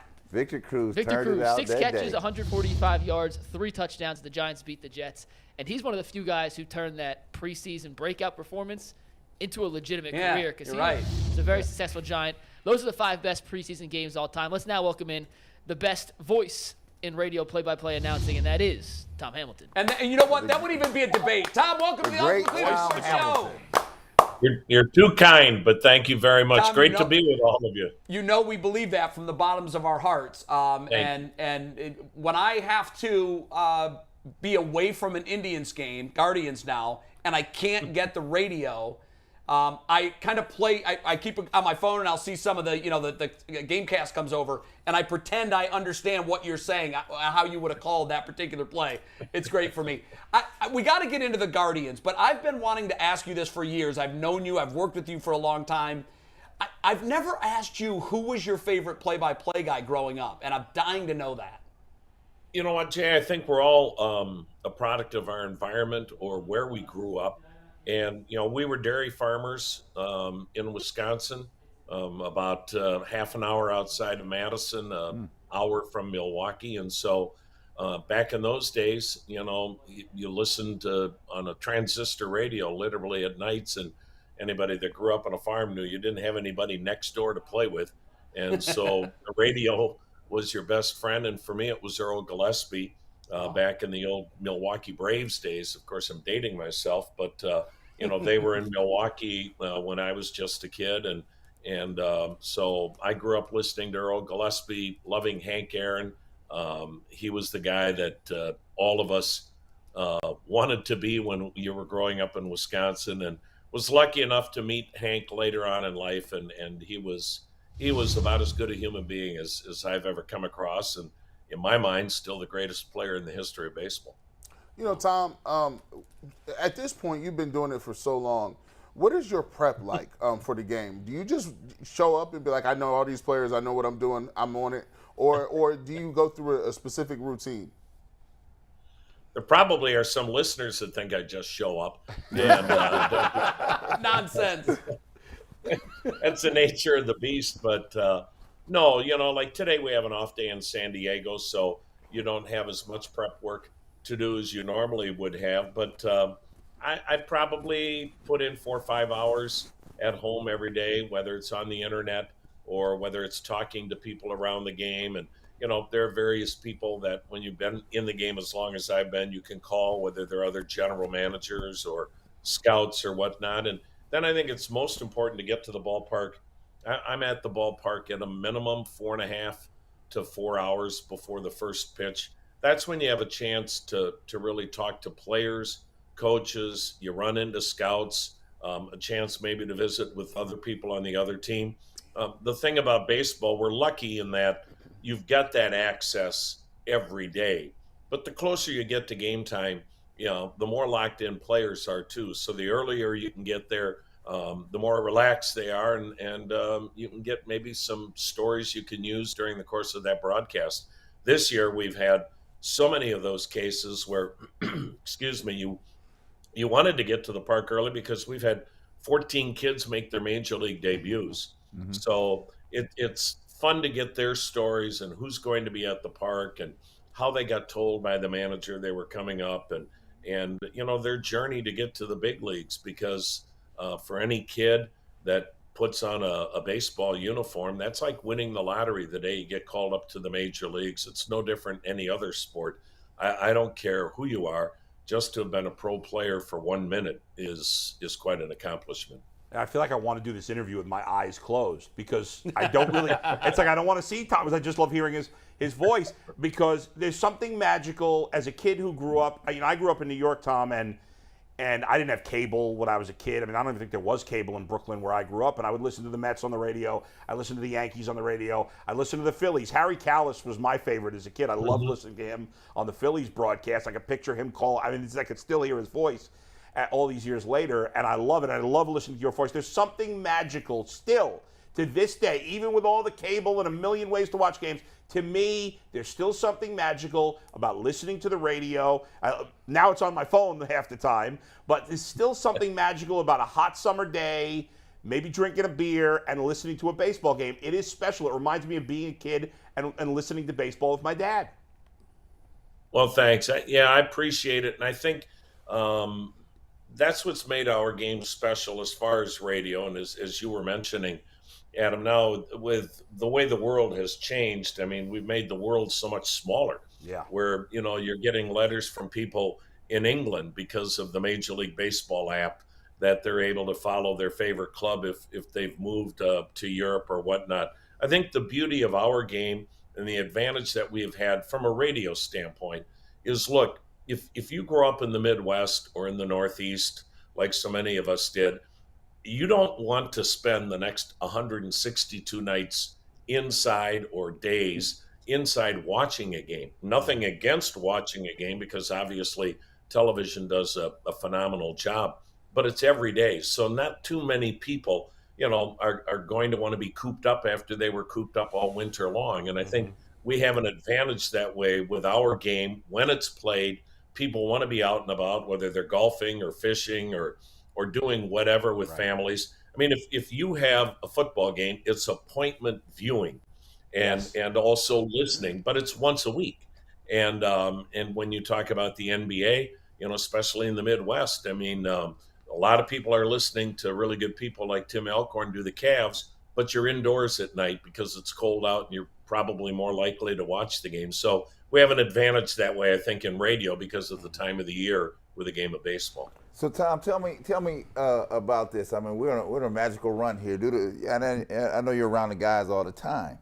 How excited are they to be in this position? Because I don't think anybody in town thought that we would be sitting where we are at this point in time. And that includes me. So I mean, if you're being perfectly honest, I thought it would be, and it has been, a growing year. But I didn't see this ball club being in first place on August 22nd. And that's a credit, obviously, to the entire organization, the scouts, the player development people, Chris and Cherney at the top of the food chain on the baseball side of it, but in particular to Tito. We have a manager that every game we play in, and this is not to disparage any other manager, but I think every game that Cleveland plays in, we have the advantage in the dugout. And I just think he's as good a manager as I've ever seen. He's a future Hall of Famer. He creates a culture, and you guys know what that's all about, whether you're former players that I know that are there in your studio or even the rest of us that have been in broadcasting and whatnot, or any walk of life. Culture changes everything. Every successful business has a great culture. And that's been created by Tito and his coaching staff. And, we're here in San Diego, which is the hometown of our catcher, Austin Hedges, who, in asking him about all these rookies coming up, because, it's one thing to have a surprising year, which we're, I think, above where we thought we'd be maybe at this point a year ago. But to do it with 14 different kids making their major league debut. And Hedgie was saying, I know what it was like for me when I was a rookie, and I was not felt welcomed in the clubhouse. There was that old school mentality of, hey, you're the rook. Rookies still need to be seen, not heard. And I think our kids have done a great job of coming up and being seen and not heard. And as Tito has told the young players, guys, the moment the veteran players know your only mission that day is to help the club win, you'll be accepted. Too many times kids come up from the minor leagues. It's a numbers game. You're trying to accumulate numbers when you're in the minors. That's the way you get moved up. You get to the big leagues, and if you're concerned about your numbers and not concerned about winning that game, you won't be accepted. And so Hedgie said, we as veterans have made sure to let them know they're welcome. They can help us win.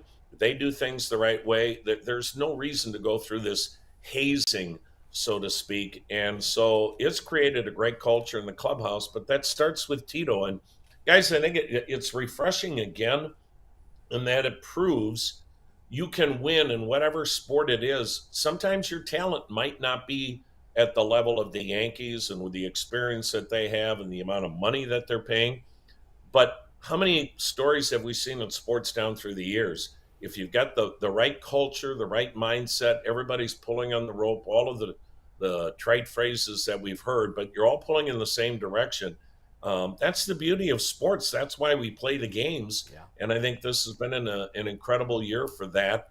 And who knows where this is going to go, but you've got a chance every day to go to the ballpark now and play a meaningful game. And that's big this time of year. Tom, I want to ask you about the mid-'90s teams because that's what I grew up on.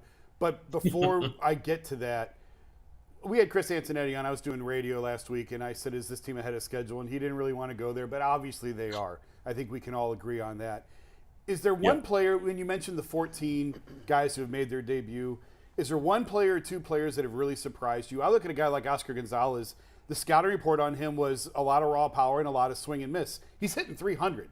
And he's just a rookie, but he's hitting 300. And obviously, Quan has been terrific and exceeded expectations. But of the 14, I guess, in particular, is there anyone who's really stood out and emerged to you as showing you something that you didn't realize they had? Stephen Quan. You know, you mentioned him there, Jason. And really, I could go down the list on pretty much all of them because they've all, for the most part, played a part in winning games.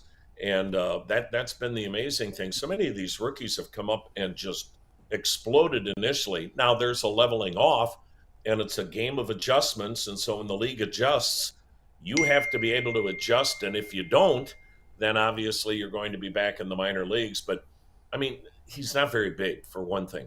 And, you know, at best, Stephen Quan is 5'8", but he's wiry, strong.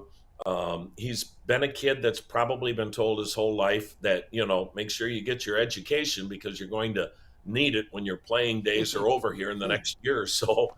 And he's got a chance now to be, you know, the rookie of the year in the American League. He had an incredible start, and he never got caught up in all the publicity he was getting early in April. If you remember, he went over 150 pitches seen without swinging and missing in the major leagues. And then he had a bad month of May, and you were like, uh-oh. But he adjusted. He was able to adjust, and now he's your leadoff hitter. He's turned into potentially a Gold Glove left fielder. He gets big hits late in games. Jason, we saw these kids time and time again in late innings in minor league games the last 2 years. There was never any time you watched Steven and you went, oh, that kid, he's going to be special. You thought, yeah, nice player. But he came from a winning program at Oregon State. He won a national championship. He's just so level-headed, and he's not caught up in anything. He's got a routine, which is so important in baseball. Every day you do it the same way. That's what the great players have done. That's what Hank Aaron did. You know, that's what George Brett and Robin Yount, and you go on and on. Albert Pujols, anybody that's been a great player, they're regimented with that routine that never varies. So he is way better than I envisioned at this point. You know, I'm trying to think now with some of the youngsters because we've had so many. So many of them, yeah. Yeah, that, you know, Nolan Jones, now Nolan's back in Columbus, but he gave this club a boost when it needed it at the very most. I'm still a big fan of Will Benson, who's with us now. He's scuffling a little bit, but he's such a great kid. I think that's the thing that has jumped out at me. And then when you meet their parents, you go, oh, I get it. You know, you meet Will Benson's parents, his dad, you know, Ted Benson, played basketball at Purdue with Joe Barry Carroll in the last Purdue team in the Final Four. And, you know, there's something about having a dad that's been there, done that in whatever arena. And I still think Will be a good player. But, you know, I just can't think of anybody that's been more impressive than Stephen Quan. And I mean, I don't know of a guy you'd rather have up at the plate late in the game than him. Yeah, he's been great in the clutch. Tom, one of the reasons baseball will always be my favorite sport is no matter how much you watch, you still see things that you've never seen before, and you can never really even envision happening. And the other night that happened when the Indians struck out for the third out in the inning, and on the pass ball they get a runner on. okay, maybe you're going to see a run or 2 or 3. They scored 6 times after striking out 3 times in the inning, and then the inning ended with a 4th strikeout, and the player that struck out had already struck out previously in the inning. That's never happened in Major League Baseball. What's the craziest thing in all the years you've been calling games? And I know that this is off the top of your head, but there's got to be that one thing that you saw that you're like, there's no way that just happened. Does anything come to mind for you? Well, that's certainly, we're always a prisoner of the moment, as you know, Jay. And obviously, I'd never seen that before because I don't think it's ever happened before in the history of the game, what they did the other night. They've had so many of those games where they win late and you leave the ballpark going, how the heck did that happen? We shouldn't have won that game. Mariners game.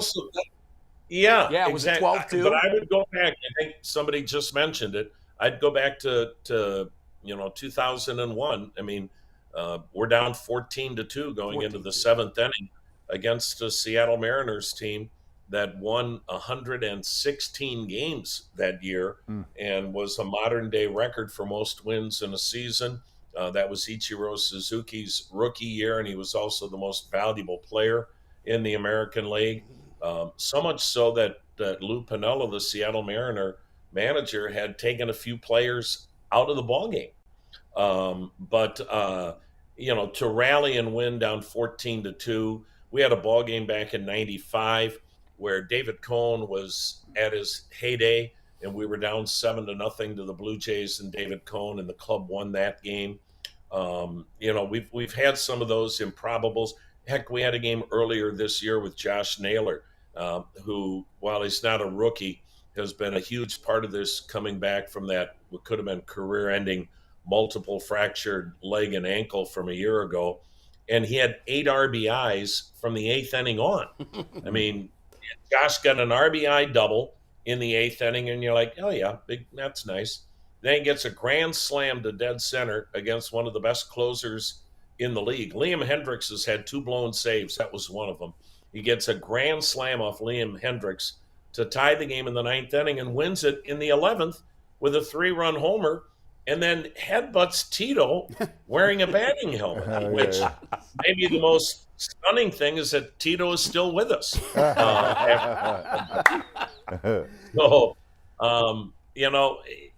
That's the beauty of our game. We've had a lot of that.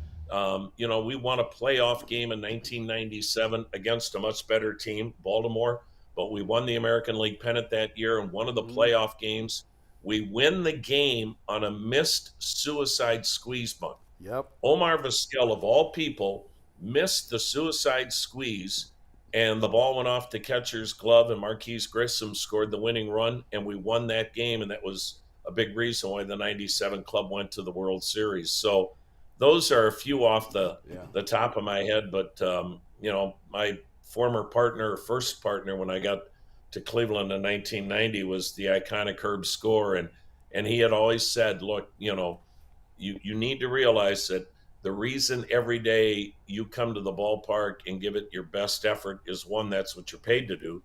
But secondly, he goes, you never know on a given day when you're going to see something in a major league game you've never seen before, nor will you ever see it again. And never have I been given better advice than that. How about the Rajay Davis home run, Tom? Well, yeah.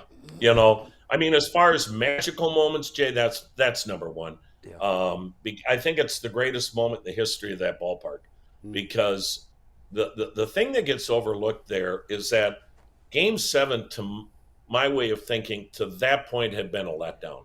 Cubs were just kind of in control from the first inning on, and Corey Kluber and the bullpen, for the most part, they were on fumes, because you had gone that entire October with 3 starting pitchers, and then Trevor Bauer, being the idiot that he was, basically became ineffective after Game 1 that he pitched magnificently in against Boston. People forget he pitched Game 1 in the American League Division Series against Boston, not Corey Kluber. And Bauer flat out dominated Boston. And, who knows how the story ends if he had stayed healthy and not decided to play with his drone. So,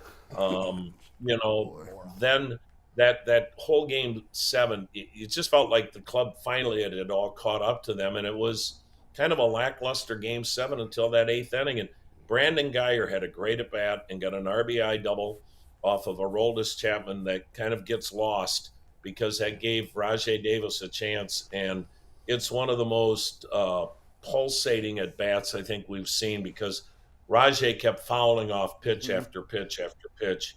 And Aroldis Chapman, it was mano-y-mano. Yeah. And that's what the game came down to. And of all people, for him to hit that two-run home run after that classic at bat, to me was still the greatest moment in that park's history, because then you had the entire plaza area between the Cavs arena and our ballpark packed with people.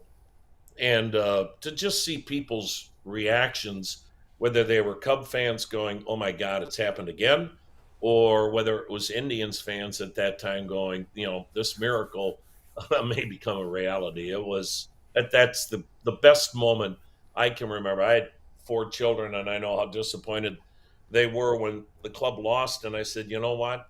I'll take it to my grave, that at bat by Rajai Davis. That's what the game is all about. Those are moments that, as great as every sport is, the one advantage we have is that kind of a moment that keeps building and building and building. And that's what makes baseball special, even though I love all the sports. Tom, do they win that game if there's no rain delay? And why did they call the rain delay? Because it really wasn't raining. Yeah, I mean, that'll be argued again long after all of us have passed. That's a great question. Aroldis Chapman is in the dugout crying. He was distraught. He felt like he had cost the Cubs the World Series. I don't know why we ever had the tarp pulled, but, as we have seen in Northeast Ohio, good luck trying to predict the weather. And if you don't get the tarp down and it pours, then somebody gets fired. Yeah. Here's the thing, and I know it sounds like sour grapes, and I don't want it to sound like that. Everyone talks about who we were missing pitching-wise. I think that's been well documented. What has never really been talked about is we win that World Series with Michael Brantley. Yeah, Michael Brantley was hurt. Nobody ever seems to remember that your best player, I don't care how good Frankie is, Michael Brantley was our best player. He was your 3-hole hitter, your left fielder, the most clutch player we had, one of the best leaders we've ever had in that Cleveland clubhouse. And Michael was hurt with that shoulder. And, I don't know how we got to that point, quite frankly, without Michael Brantley, to say nothing else about the pitching. So, but we'll debate the rain and the tarp and whatnot. I also think you have to give the credit to the Cubs. You didn't get a kick in the stomach. You got plastered with a knockout punch when Rajai did what he did. And for them to recover said something about how good that team was too. Yeah, special. Hey, Tom, it's McNuggets back in the booth here. Thanks for joining us today. It's a long story. We can tell you next time you come on. But, I'm not asking questions. Ryan Day kind of coined the term, and it just kind of stuck. But on Friday, we saw McKenzie go out there, pitch 14 strikeouts, maybe his best performance of the season. He's been stellar all year. In the booth, when you're calling a game and a guy's just dialed in and locked in like that, how much fun is it for you to watch him kind of navigate through a lineup knowing his stuff's virtually unhittable? Yeah, that's a great point. It is, because it's special. You're not always going to have the kind of electric stuff that he had that night. And I think the thing that adds to it, and you always try to maintain your professionalism. It's hard not to root for certain guys that you really think a lot of, and he's one of them. Tristan McKenzie's he's a special young man, and he just gets it, not only from a baseball standpoint, but from off the field. He's involved in the community. He's trying to get more of the inner city kids to have the opportunity to play this great game, because let's face it, It's an expensive game to play now. That's my one concern about our game is that we've made it tough with travel ball and all of that, and what a bat costs and what it costs to join a travel team, and Tristan's trying to help bridge that gap. He's a really special kid, and you knew it right away when he said the guy he looks up to is CC Sabathia. Well, we haven't had a better guy. CC Sabathia. We've had a lot of players here, but and we've had a number of great guys that can get along with any person in any walk of life. Unlike other sports, we not only have black, white, but we have a huge contingency of Latin American players who are from different countries that sometimes those countries don't like each other. So that can be quite a mix in a clubhouse. And CC Sabathia was one of those guys that, if you were pink with purple polka dots, it didn't matter with CC Sabathia, the way he could get along with teammates and bring a club together. I see that in Tristan McKenzie. He's awfully young right now, and you don't need him to do that because we have a number of other people, but he's gaining that kind of stature, and the way he goes out and competes. Plus, you look at the kid and you're like, he can't put on weight, and you would die to know what his secret is because the club has tried everything, but he just has that frame. And again, it's the kind of frame that a lot of people say, well, I don't know if he can hold up. Well, you know what? They've said that about a lot of players, and Tristan McKenzie's proving. I don't think we've even seen the best yet. And again, it's hard for me to stay impartial when it's people like Tristan McKenzie. And the good thing is we've got a lot of kids like that. But that night, to do it against the lineups that he's been doing it against, he made the Yankees look feeble. And so he doesn't just mop up on, the ragamuffins. He's able to compete with all the big boys and dominate. Tom, one of the many great things about you, and by the way, we had CC Sabathia in studio with us on Friday. It was the first time I'd met him in person. He was amazing. We loved having him on. Just the best. But one of the things I love about you in particular, beyond your amazing voice and the way you just paint the picture of the game, is that you're not afraid to be critical of the team. Sometimes the home team broadcaster shies away from being critical. I don't like that. I think you want to have a good balance because, the fans know you want them to win, but you got to be critical at times. And I think you do such a great job with that. Is that something when you first started that was a conscious choice, or is it just who you are and that's how you do it? Well, thanks, Adam. I appreciate the kind words. I think you're always evolving, and I think if you're not and you're always learning, then I think then you're going to fool yourself, and you'll find that somebody else is in that chair instead of you. There are plenty of times I've said things too where I go, oh my God, what was I thinking? Or I come home and my wife will say, we have 4 kids that aren't done college yet. So, hold your tongue. Yeah, the way I've always tried to look at it, I'm not going to go up there in the booth and say, how could he swing at that pitch? Well, the reason I can say that because I wasn't good enough to play at that level. So how would I know how he can swing at that pitch? That's not. I think if you make a critical point, it's more when a guy makes a mistake or if he's not hustling or whatnot. I don't ever want to criticize a guy for having a bad night. Bad nights happen. That's all. The only time that I'll be, to me, you have to point out when a player makes a mistake. Yes. If you don't, then every time you say that was a great play, pretty soon people have lost your credibility. Right. They don't believe in what you're saying because you say, well, every play was a great play. If a guy makes a mistake, he makes a mistake. Yep. You don't dwell on it, but, you have to point it out to maintain your credibility. And I've been lucky with the Dolan family and the Jacobs family in that they have always said, look, we're not telling you what to say or what to do. Have there been times I've said stuff I regret? No question. You're talking live for 3 hours. You make mistakes. You have regrets. But you try to make darn sure that you're being fair.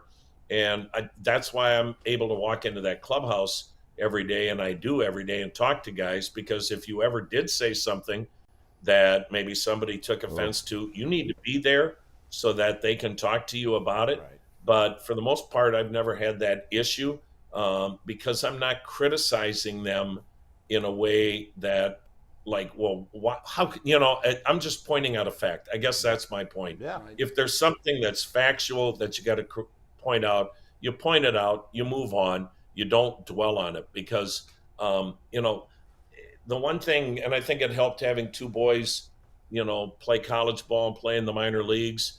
No one felt worse than they did when they went 0 for 4 and punched out 3 times. So they didn't need some idiot up in the booth pointing out that they, stink. I'm never going to say that. I'm not going to editorialize or do anything like that. I know how hard this game is. I know how hard these guys play and what it means to them. And I think, too, you always have to, like Herbie always used to say, the further you are away from the field, whether it's basketball, football, or baseball, the easier the game looks. And, you don't ever want to become God, judge, and jury, because, that people don't want to hear that, and it's not fair. Tom, do you ever have, mixed emotions about the run that the Indians had in the mid-'90s? And it was such a beloved run, such a huge thing for the city and the sport. But some people tend to always go back to that, may not give the Guardians an opportunity to show what they can do. Good point. Is that a catch-22 a little bit? Yeah, you know what? That's a great point. And sometimes you hear our players, not this group, but we had other groups. Okay, I'll give you a point. You bring up a great point there. And so in 2007, we brought back Kenny Lofton. And if you remember, in 2007, we had a really good ball club and had a 3-1 lead against Boston, and they came roaring back. And everybody knew whoever won that pennant was going to beat up on Colorado and win the World Series. 2 best teams were Colorado and Boston.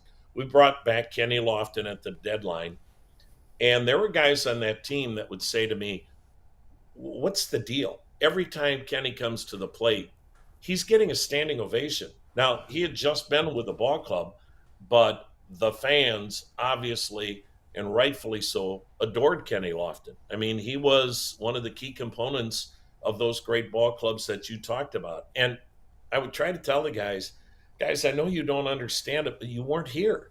You don't realize how magical that period was. And for some people, even if we win the World Series, there'll be people that still talk about those 90s teams, because that was the first time in 40 years Cleveland became relevant in a baseball sense of the word. You all of a sudden had a ballpark that was downtown, that was a gem, that was among the best ballparks in baseball. I always thought those 90s teams stopped a lot of the late night jokes from the guys that, were doing late night shows and whatnot, because we were always being seen in a different light. That ballpark was magnificent. We're always on national TV, always with sellout crowds, always with, one of the most entertaining teams. And that hadn't happened in 40 years. So I kind of equate it a little bit to the Reds. If you talk to Cincinnati Reds people, fans, all they talk about is the Big Red Machine and how great they were. And they were. Look how many of those guys are in the Hall of Fame, back-to-back World Series champions in the 70s. You never hear anybody in Cincinnati talk about the 1990 team, and they won the World Series. True. And Right. Yep. Right. It's amazing to me. It's just, I think that was an era that'll never be repeated. Now, if we win it, I mean, maybe that'll change. I don't know. I just think the city fell in love with those guys. Albert Bell was everybody's bad guy except in Cleveland, It didn't matter. Everybody loved the fact that Cleveland was now the big bad bully kicking sand in your face, not vice versa. So I think maybe until we win a World Series, that's the way it's always going to be. And I wonder if it'll ever change. And I don't know if it has to, because I think all of us would agree that that was an era baseball-wise that'll be hard to replicate, because it was kind of the perfect storm. First time in 40 years you were any good. You had arguably the most entertaining team that I still have ever seen in my 33 years as far as anybody in Major League Baseball. We had Hall of Famers, guys that would be Hall of Famers, that, had it not been for off the field things, has kept them out of the Hall of Fame. You had a ballpark that was a show place. You had 5 consecutive years of sellouts, and the Cleveland Browns left town. So to me, it was the perfect storm that'll never be replicated. Yeah, I think that's all very well said. I can listen to Tom talk baseball. Yeah, all day. you know what? I All could listen day. to Tom read the phone book. I mean, it's unbelievable. Tommy, you're the greatest that's ever done it in my mind. I know you know I feel that way. Thank you so much for giving us Thanks, a Tom. half hour. Go play Torrey Pines for me, will you? Go play Torrey Pines and hit him straight. I can't afford. You know who's on Torrey Pines? Our pitching staff. So Of course they are. That's a tough road trip. I tried to get a tea time, and they said, Tom, who? And so I could have caddied for the guys, but that's as close. But, guys, it was great. I really enjoyed it and loved the show. Thank you. Thank you, Tom Hamilton, of course, the voice of the Cleveland Guardians. And he is the best. He will always be, for me, the perennial voice of the Cleveland Guardians. Sometimes I watch the game and sync it up on my phone. Well, it's easy to do. Yeah. All you got to do is pause the TV part or rather make sure that you're getting live TV. You can't. Right. There's certain ways that you can watch it where you make sure you're live. Otherwise, it's always off. Right. And it drives you crazy. But I'm different. I think I'm like you. I would rather listen to a game on the radio than actually watch a game on TV. My dad still go to Something the car. about it. He literally leave the house and go to the car. He'd be in Will the he car. really? Yeah, listen to the Guardians. Awesome. This is a tough road trip, by the way, for the Guardians. It is. It's kind of under big. the radar. Yeah. San Diego, Seattle, they're both pretty good teams. You know what, though? Suddenly the American League doesn't look as crazy as it did. The Astros are the only 2 months ago. The Astros are going to be a tough Yankees have been out. awful. Awful. For Did you see yesterday? They won yesterday. Hal Steinbrenner and Aaron Boone? No, the GM. Brian Cashman. Brian Cashman got booed by the fans when they came out for the Paul O'Neill ceremony. They retired number 21 didn't see yesterday, that, yeah. and they got absolutely crushed.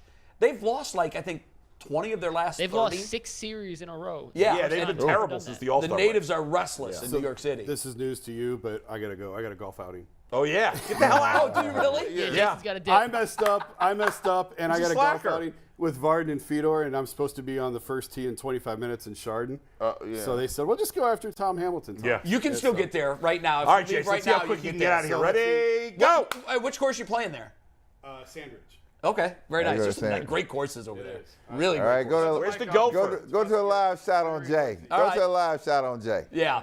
Well, we got it. You look, the chair's going to be empty for the rest. Don't we put the gopher in No, there? Yeah, we got to put the gopher there. Yeah, where's the Where's gopher Miles? right now? Where is the gopher? It's in the back. Okay. You got to put him on the pillows. Well, leave the pillow. we'll whatever. fix it up. Live shot on Jay. Jason, hit him straight. See you, Jay. Hit him straight. Jason Lloyd tapping out in about the 6th inning here, 7th inning. Yep. He's He's got a to go swing slacker. the golf club. He's running to the bathroom right now. I think he just had to pee. But no, he did tell us before he had a golf game. Jason has to go. By the way, when That's you all have good. to pee in the middle of the show, it's now should be called a Tyvus. It's called Yeah, the time. because he actually did get up in the middle of the show and snuck out. Y'all got to work on y'all. And went to the Y'all got to bathroom. work on Let's do y'all's good bet, bad bladders. bet real quick, guys. Okay.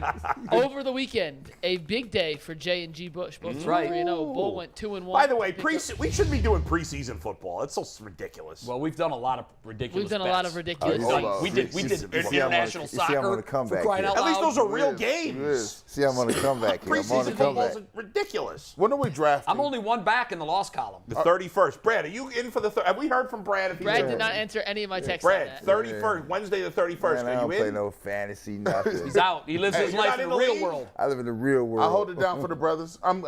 We got this. I'm in like 6 leagues. Don't tell my wife. No, though. you have to show me how to do it because I don't know what to do. But can you draft on the 31st? Yeah, I can do it. All right, he's but in. somebody Brad's show me in. what's Brad's happening. in. I don't know what Got to to get do, him a though. coach. Brad's in. All right, go ahead. I don't even know how it works. I need this win. All right, go ahead with the good bet, bad bet. Show us what we're picking this week or today. This week, or tonight at least, we got one more preseason finale. The good. I'm Falcons different and from- the Jets. I'm different Falcons from Bull on this one. getting 2.5 here. in that ground, man. Jay's the one loner. Look at Jay. Jay. I mean, Jay playing- preseason football, you might as well just throw a That's dart, what I did. I threw you a know? dart. I flipped a coin. Jay answered 13 seconds after I sent the text this morning. Wow. There was no way he even finished reading. He just. Which is typically I always go first gut. I don't look at anything. I don't do any research. I go off my gut. McNuggets, do you know based on who's responding which one of us goes to sleep earliest? No, because I send it in the morning. Okay. So it's just who's up the earliest. I'm usually on it right away. Jay's usually the first. Jay or Bo the first to answer. Yeah. You're always the last. Yeah. I always see the No, text he was from before Mike. me today. I need your picks. Yeah. That's Mike, I'm early. Mike, He he didn't say it beats twice. me? I need your picks, G-Bush. No, actually, you're right. Brad's Brad's the probably last, but of the regulars. I actually G-Bush is slept last. absurdly late today. I slept till 8:20. For me, is insane. Wow. That's insane. I never sleep past 8. You know, y'all cats is kind of old. Y'all be in the bed at 8 o'clock, 7 No, o'clock. I was up after midnight. I slept 10 hours Yeah. last night. I slept 10 hours last Bro. night, which I never do. I usually sleep 7 hours. Brad, what time you go to sleep? 12:30, 1. Yeah, my Okay. Sundays are always late though. But I was, and midnight is late for me. I'm always up at 11:30 11:30 game? every night. Every Yeah, night. I'm almost every night. Last night I went to bed at 10:45. Hey, man, 2:30, 3. You've told me that once that you're like 3:30. your life is flipped. It's flipped. Why? I don't What are you sleep. doing at 2:30 in the I morning? look wide awoke. Just looking around like this. Man, like Wide what's that? awoke. Yeah, listen. Look at us. He's There he leaving. goes. There he goes. CJ Lloyd. He's leaving. What happened? I thought he was leaving. He had to go to the bathroom. He's got to change to the golf clothes. That's Oh, what we just gosh. got. All right. All right. All right, what we All right, got? second bet. Yeah. Once again, the Falcons-Jets preseason game tonight. Over 38 points. G. Bush, the one Yeah. negative. Wasn't vote there some in this WNBA we could have gotten into today? Nah, We bro. thought- No, no games today. Please don't give us any WNBA bets. Don't do it. I don't watch it. I don't know it. I would. That's a I'm not. shame. I have That's a a shame. Listen, Shame I on just games That's a yesterday. shame. listen. It is what it is. I mean, I wish I liked the sport. I just don't. That's a shame. Better than preseason That's a football. They're shame. missing And out. I got Brad. to. They're If I'm missing picking out. games, I got to know something about these teams. All right, let's get to the last one here. We did go with one baseball bet. Subway Series. The Yankees have been abysmal. Scherzer's on the mound, so we went with the under 7 runs I could in pick up Mets 2 versus on Bull. Yankees. Bulls is going to win this one. Yeah, because what's his name? Pitching for the Yankees. He stinks, and the Mets have been hitting well. It's Domingo Armand, isn't he pitching? Yeah, Correct. But I He stinks. Scherzer give up a run or two. He hasn't been quite as sharp lately. And the Mets will win this game 7-2. My dude Jeff Lloyd, Locked On Browns podcast. Make sure you go subscribe to that. By the way, He's a Mets fan. He's a Mets guy. Yeah. He loves the Mets. Frankie's hitting better. They'll choke in the playoffs. Playing though. better. Frankie is hitting better. He's having a really good year. I don't know. You know what, Jimenez I don't is know still why having- we feel it necessary to crush Lindor. It's okay to say Jimenez is awesome. We wouldn't take back the trade, and Lindor's still playing really well for I them. hope That's nobody's fine. crushing him. I mean, I felt bad for him last year when he couldn't find He his was way. a mess last year. He was a mess. And a lot of people do. That happens when you go to New York, and he has adjusted. Sure. Yeah, he's having a nice definitely having a season. much better Yeah. year this year than last. But All still, right, there he is.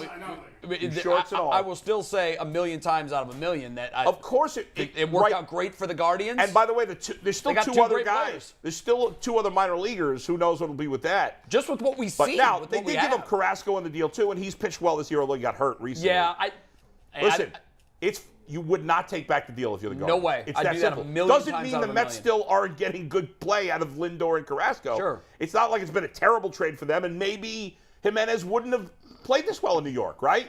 We don't know. New York's a tough place to Some play. guys can't play in all New that York. being said, Tough place if you're to play. weighing the trade objectively, 100%. Guardians 2 thumbs It's up. better for the Guardians. Yeah. But The it's Guardians. This just proved the Guardians will never, because their track record is too good. They're gonna say, well, look at all the times we traded guys. yeah, they're trading Bieber this offseason. They're, No they're doubt. not. They're never going to think? pay nobody. I'm big money. convinced they are. Yeah, Yes. I think the way they would rethink that is the Guardians will tell you that they're ahead of schedule, and next year is they got obviously higher hopes for next year.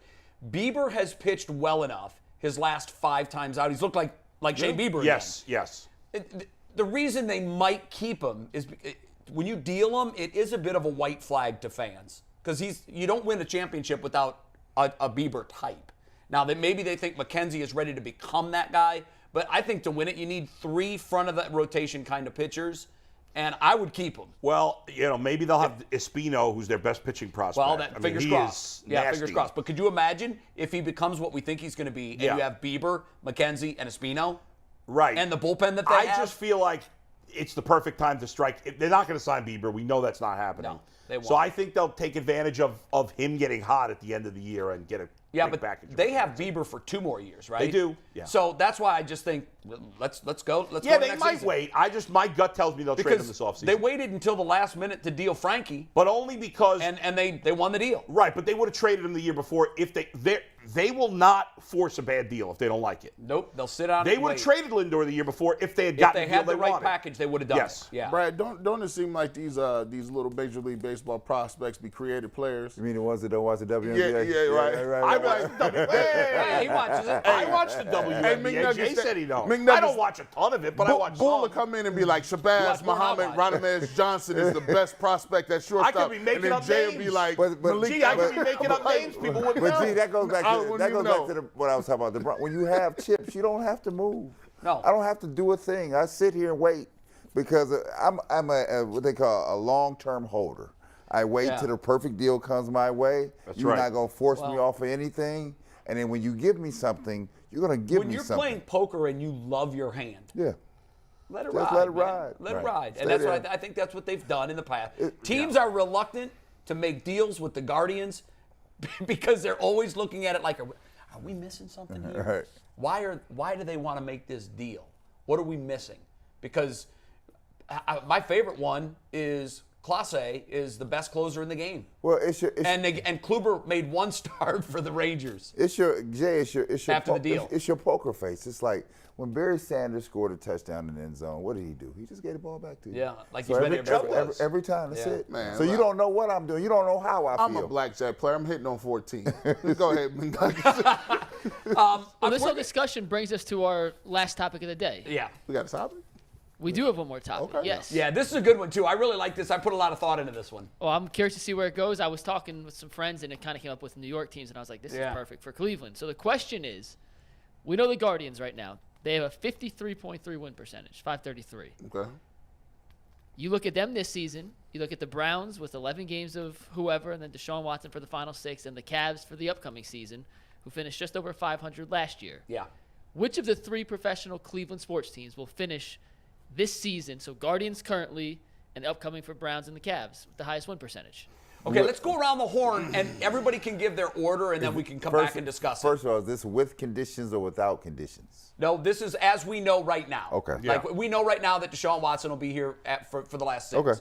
So, Bull, 1, 2, 3. Who's going to finish I the think it's highest actually win going to be percentage? very close. I do, between too. all Mine three. is really close. I got the records in my head, but I realized I didn't figure out the exact well, percentage. you know what? If you tell me the win total, I'll give you a win percentage. All right, so I've got the Guardians winning 88 games. Okay. That's I about have them 56, with 90. by the way. It's about 56, 57% Yeah. win percentage. No, Okay. no, if they win 90, they're 555.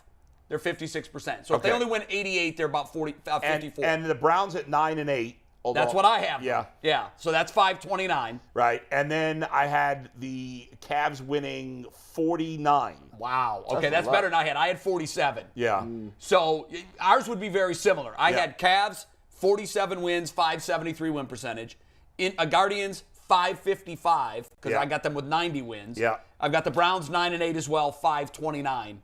So the Browns, believe it or not, would be third. I think we have the same total wins for the team. We do because I had 2 more and you had, right. 2 less. That'd be Yeah. stealing. Yeah, Where are yeah. you? Well, see, I'm going this way. Cavs going to have the best record Yeah. by far.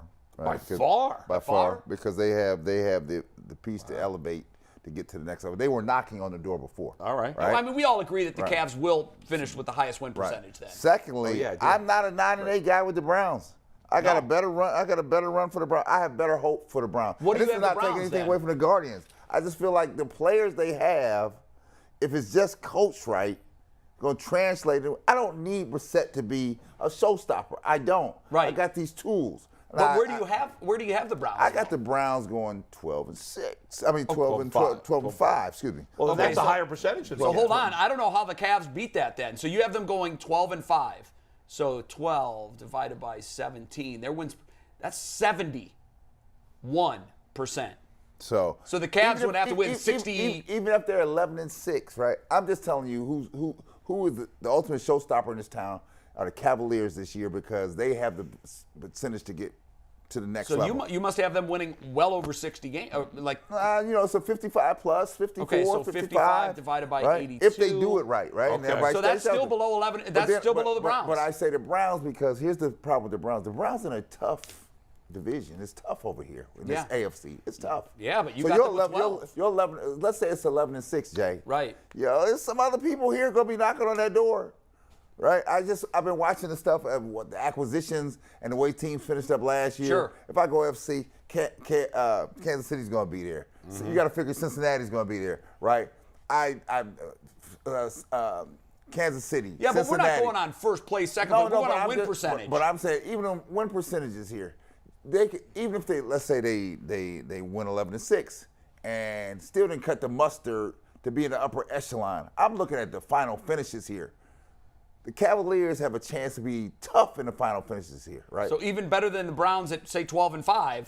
So that's going to – you need them to win 60 divided by 82. So you're doing all the math. Yeah, I like They're got to math. win 60 games. I said 55, to beat the Browns. If the Browns win 12. I said, okay, I said 12-5, 11-6. Okay, right? so let's see what 55 let's see what 55 gets you. 55 gets you 67%. So you're sitting here, right? They're the one. I'd be thrilled with that. Oh, my God. But here, and that's still not taking anything away from the Guardians because I think if the Guardians play their hands right, they can maybe knock into a playoff spot here, right? I don't want to say they can go deep. Yeah, but they can't win 70% of their games. No. But so G. Bush, what do you think? So here's how this gonna go. I think Mobley takes a step. I got the Cleveland Cavaliers winning. I'll give them 50, but I want to say 49. I got 47. You had 49 too. I'll give them 49. Okay, 50? 50. Give them 50. Okay, 50, 61%. Okay.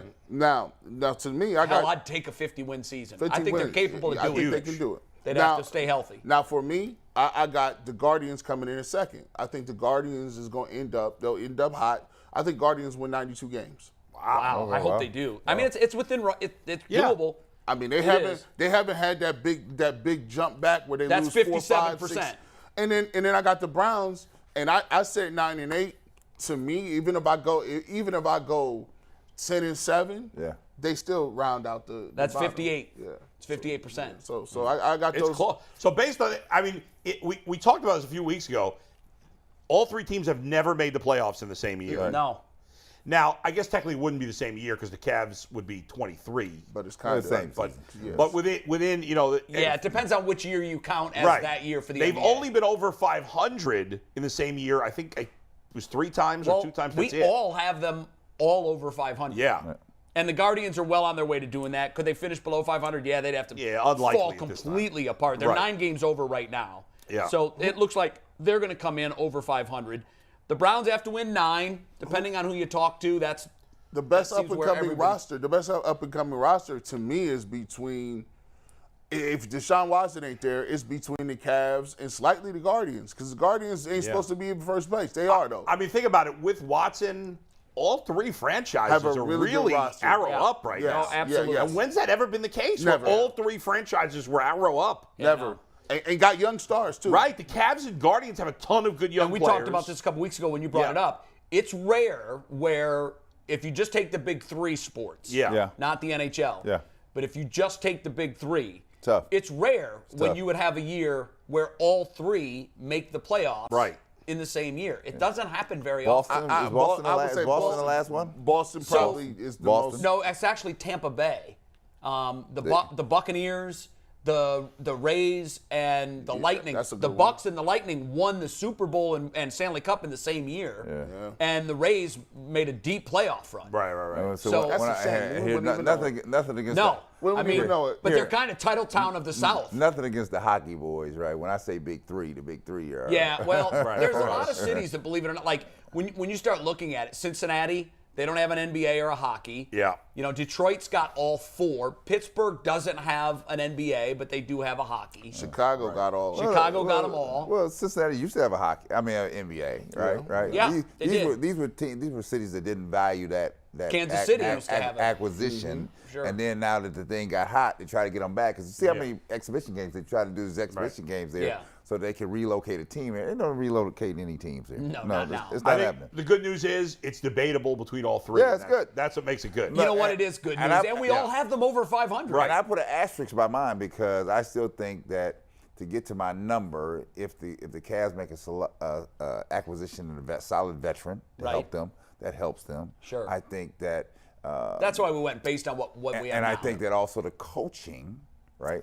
Because you got J.B. Bickerstaff and you got Stefanski, probably are the two neophytes out here that need to prove themselves as being able to deliver. Because now you have materials. Before it's different when you don't have materials and say, "Oh, you came out of surprise." Now there are expectations. Now your expectations I'll be here. interested to see how the fans treat the Cavs this year, right? They had a nice run down the stretch. I think they did a good job of packing in place. I want to see if it gets to the level of where it was when they had Kyrie and LeBron and some of the, because they got nice young stars. And think about it, like for the Cavs 22 season, I'll say, ended this April, May, whatever, and the Guardians 22 season and the Browns. But like next year should be even better because the Browns will have, in theory, Watson for a whole year. The Guardians will have all these young players with experience, and you think they'll spend a little more money to raise the payroll, and who am I left out? Oh, the Cavs have all these young players who you assume just get better. We put a YouTube poll up, by the way, on which the people thought would have the highest win percentage. The Cavs got 51% of the vote, the Browns 31% of the vote, and then Guardians at 18. So, which is crazy. That's the answer. The Guardians are deeper. I mean, Right, obviously it the makes other no two haven't sense. even started their season. Yeah. And we know where the Guardians are Right, now. the Guardians are very unlikely to be under 500. I mean, this for season. the Browns to eclipse where the Guardians are, they've got to win 10 games. 9 and 8 won't get it. But that poll goes to the fact that Major League Baseball does a poor job connecting the fans to the teams. They just do. I had a couple of people after CeCe's appearance Friday comment to me either in person or through email. I got a lot of email on this. That CeCe should be Big League Baseball's commissioner because the points that he made about the lack of marketing and how the game's stars. If you were to go around and ask you wouldn't know who they anybody other than diehard baseball fans to pick out some of these guys out of a photo lineup, they wouldn't be able to do Man, they it. couldn't go in the Highness or Giant Eagle. I wouldn't even know who they are. I mean, And that's sad. that's sad. I would, but a lot of people I mean, would. you and I would, but the average Man, sports fan that's not if a they diehard have a baseball jersey fan, on, I wouldn't know who the dude was. Think right? about how big a marketing piece was just baseball cards. That was a huge. I know. Like baseball cards was walking billboards. My son for kids. collects, but a lot of people I don't think Are you into cards? I am. I was when I was a kid. I'm not really anymore, but my son is. I still have all my baseball cards, and my son wants to organize them with me. Good. So we've been mid-project on that. So you see these guys. That's a right? good final take, Bull. Doing baseball cards and getting everything organized with your son. In your day-to-day, right? tried, Mike. You it's hard to find these players out in the commonplace of the city every day. But when you see them, the basketball guys obviously they stand out because they may be taller, right? Stephen Kwan could walk into our I newsroom wouldn't right even now know. and I people wouldn't think know he's who an it is. intern. No clue. No clue. But Yeah. that's. But you just heard Tom Hamilton sell. The year he's had, right? Yeah. The I didn't even think about connectivity. that. The connectivity between was is actually the player and the person, and connect them to the people. That's where baseball falls down in the crack. Yeah, and they're woefully deficient in that space. Speaking of interns, my former intern Miles Simmons is going to be on our show tomorrow. I'm excited for that. Right, it's tomorrow, Mikey. He's on Pro Football Talk, right? Yes, he is. Hey, Final takes. guys, let me start the final takes here. Speaking of, you mentioned LeBron before, G.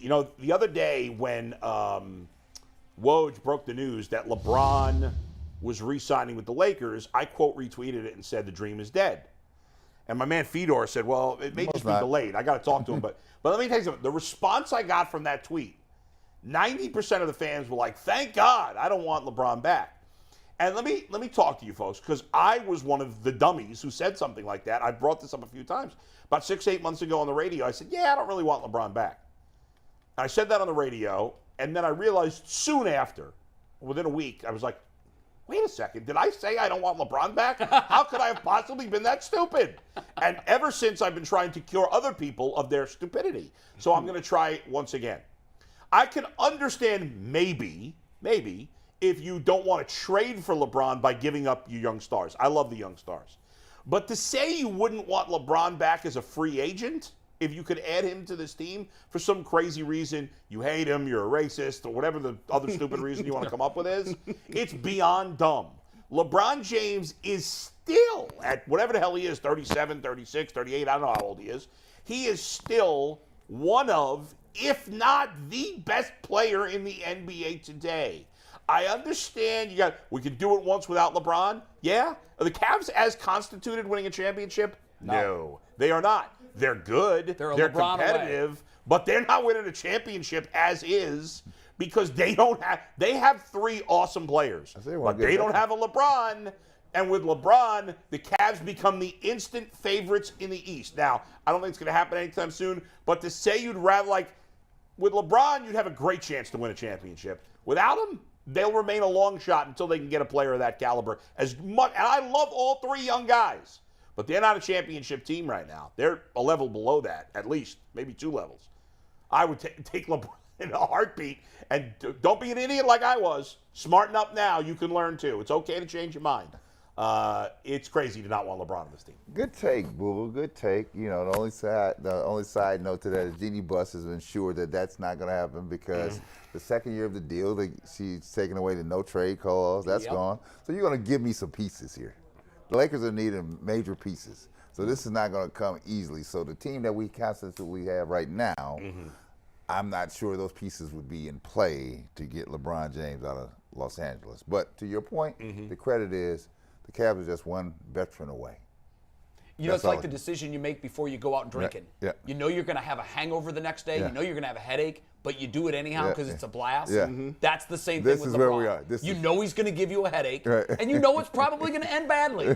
But in between, you might have a hell of a party. Have a good time. Sign me up for that party. All right. So here, let me take on this final take because I don't think I can touch his, but I want to, you know, I'm just blown. I'm going to go back to what I was talking about earlier.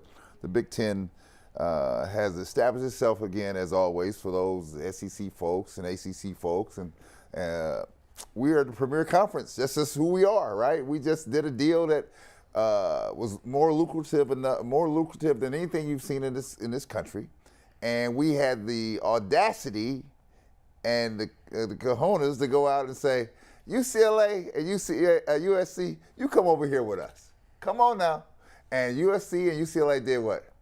How much is involved? How much can we get? Oh, I'm with them.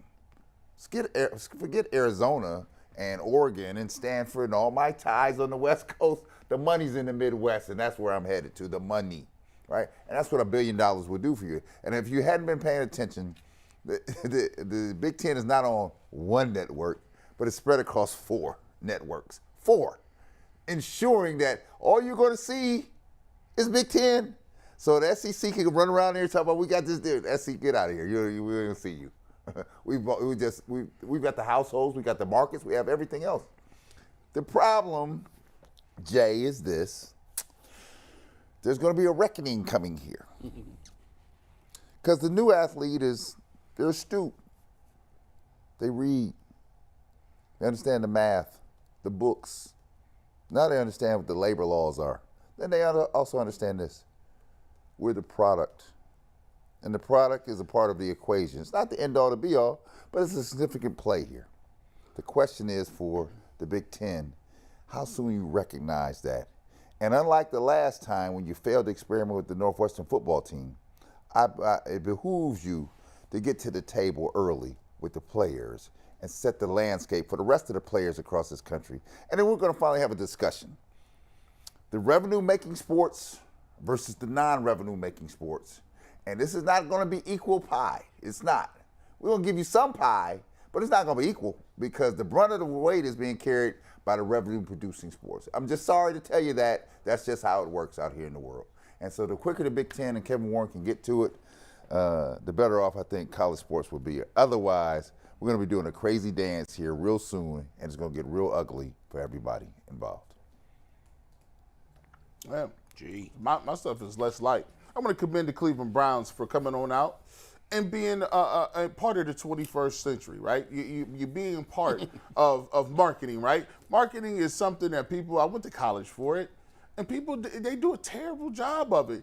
All you need is a decent little marketing plan to give somebody, some fringe people, the opportunity to come on and say, oh, I like that.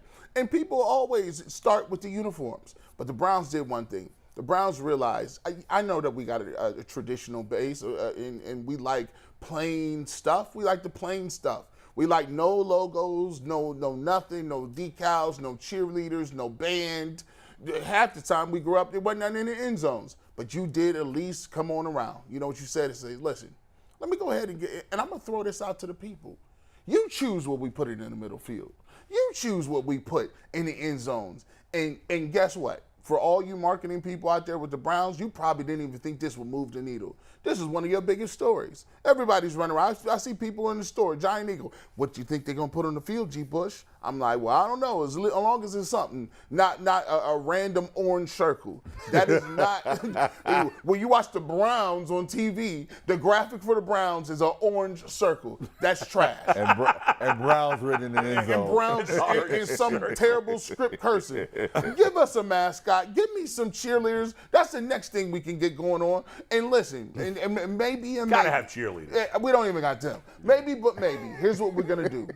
The next time y'all build a stadium, I'm going to let y'all know something. If y'all attempt to put a stadium out there on that lake without no roof on it, I'm not voting for it. You ain't getting no. I don't even smoke cigarettes, go be gambling, or drink alcohol and beers. I'm voting no. I'm voting no for all of the syntaxes. You better put a roof on that thing so I can go over there and do something else besides watch football.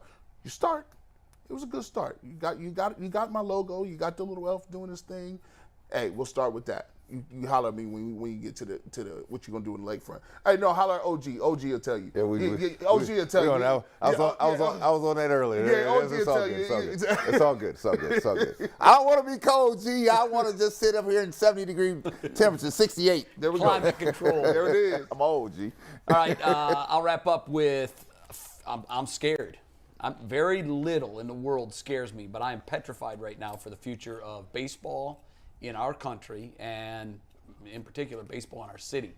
Went to the game Friday night. First place team, home team. White Sox come in here, game and a half out of first place. Huge series.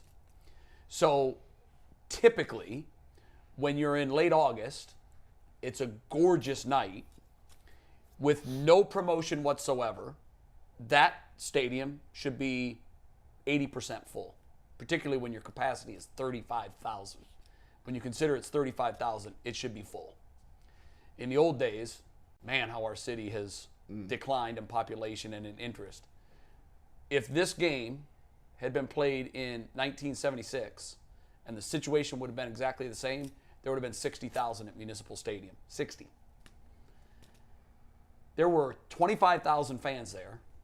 They were selling hot dogs for $1, and the line for that throughout the entire game was a 15, 20-minute wait. There were $2 beers, and it was the best fireworks show I've ever seen. If you guys haven't seen a Guardians fireworks show this year, Elite. Fridays, the Friday night was elite. the best I'd ever seen. And when I was leaving, everybody around me was saying it's the best fireworks show they had ever seen anywhere. It looked like the opening ceremonies to an Olympic Games. It went for 35 minutes, and I can't even imagine what the price tag was for that fireworks show. It was incredible. They do it every Friday, too. It's unreal. 25,000 fans. Tremendous game. First two hitters of the game scored for the White Sox, and it looked like the Guardians were going to be shut out. I mean, they couldn't get anything going. Late game rally. I think they scored one in the sixth, and they had a big seventh, and they ended up winning the game. So it was a perfect night. Great weather. Win for the hometown team that's in first place. $1 dogs, $2 beer, and a great fireworks show. 25,000 fans. That's like as good as we can expect. And that's terrifying to me because I don't know how in the world baseball works long term. I know the new deal with the city keeps them here for a number of years moving forward, but beyond that, I don't know what can be done that can recreate interest in this baseball team because it's just not there now, and there's no reason for fans not to be going to games. So I'm terrified. Well, I mean, doesn't look good. You got good points. I think it is beyond just the Guardians in town. It is Major League Baseball's issue. Other stadiums don't have a hard time selling out. Well, the problem is like here that. you got to get in the weeds here. They're letting they're letting interest in the game wane, right? Yeah. I mean, you have to pour so much money into these local organizations to try to get interest in it. And they're up against big time players. I mean, they're running to the kids are running to soccer, they're running to everything else as you can think of because it's being promoted. I would just compare apples to apples. Our other stadiums, even though their attendance figures aren't what they used to be, They're not. They're down nominally. Guardians Ours are are down 25th tremendously, in and attendance. we're in the bottom Yeah. 5 in the league. The question Bottom is, 4 in the but league. what's being promoted in this town? The Indians and Browns are being promoted in this town. Everybody knows exactly who they are, right? I just. That's why I'm scared. You don't even know who the players are. And no one's coming. No one's coming. That's the It's problem. terrifying. That's And I the don't know problem what with the baseball answer is. here in this town. Bull, is there an answer? We got 2 minutes. How the hell do you fix this? Because what Tom talked about is exactly part of the problem. Yeah, No team will ever compare to the mid-'90s. I don't think so there's why a way. should I No, waste my But time we- and money? but we knew, No, that was a great question. But we knew who that's very Ramirez true. was. We knew who Ramirez was. We knew who Albert was. We knew who Kenny was. The other part of it, they used to be in the city. You would see them all the time. I don't see these dudes. Yeah, but that's in every city. Yeah. And No, other I'm just teams talking are- about the connectivity. Yeah, That's where it but comes that's a in. problem everywhere.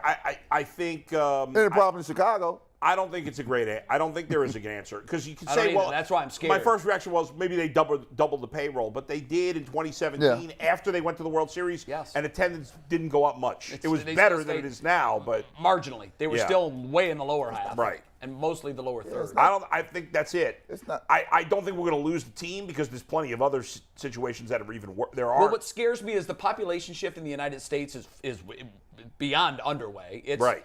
way past that. Right. The Charlottes, the Nashvilles, the Vegases. Vegas. These are cities whose population shift has so dramatically changed from just say even the 80s, 90s. These cities are dying to get more pro sports. Right. And Nashville, the way they support not just the Titans but the hockey team there, even Montreal. it scares me Very- because those teams, those cities all want what we have. Very quickly, I will tell you, Nashville is chasing an MLB team. They are chasing. They have been for over a decade. They're chasing. Charlotte, same thing. Yeah. Vegas really wants baseball. No doubt. They want every sport there. So yeah. we could be in trouble. Yeah. All right, we're out of time. We're sitting on a 22-hour break. We're back tomorrow. You want to promote anything on tomorrow's show? We got Aditi. Aditi's Miles back. She did a great job, by the way. She asked Miles Garrett about playing offense. Yeah. And he talked about it during the game. And she and her family had dinner with my family and I Oh, at my house fantastic. over the weekend, so we can break Wow, that down. we need stories. We're back tomorrow. We'll see you at 11 o'clock Eastern Time on the Ultimate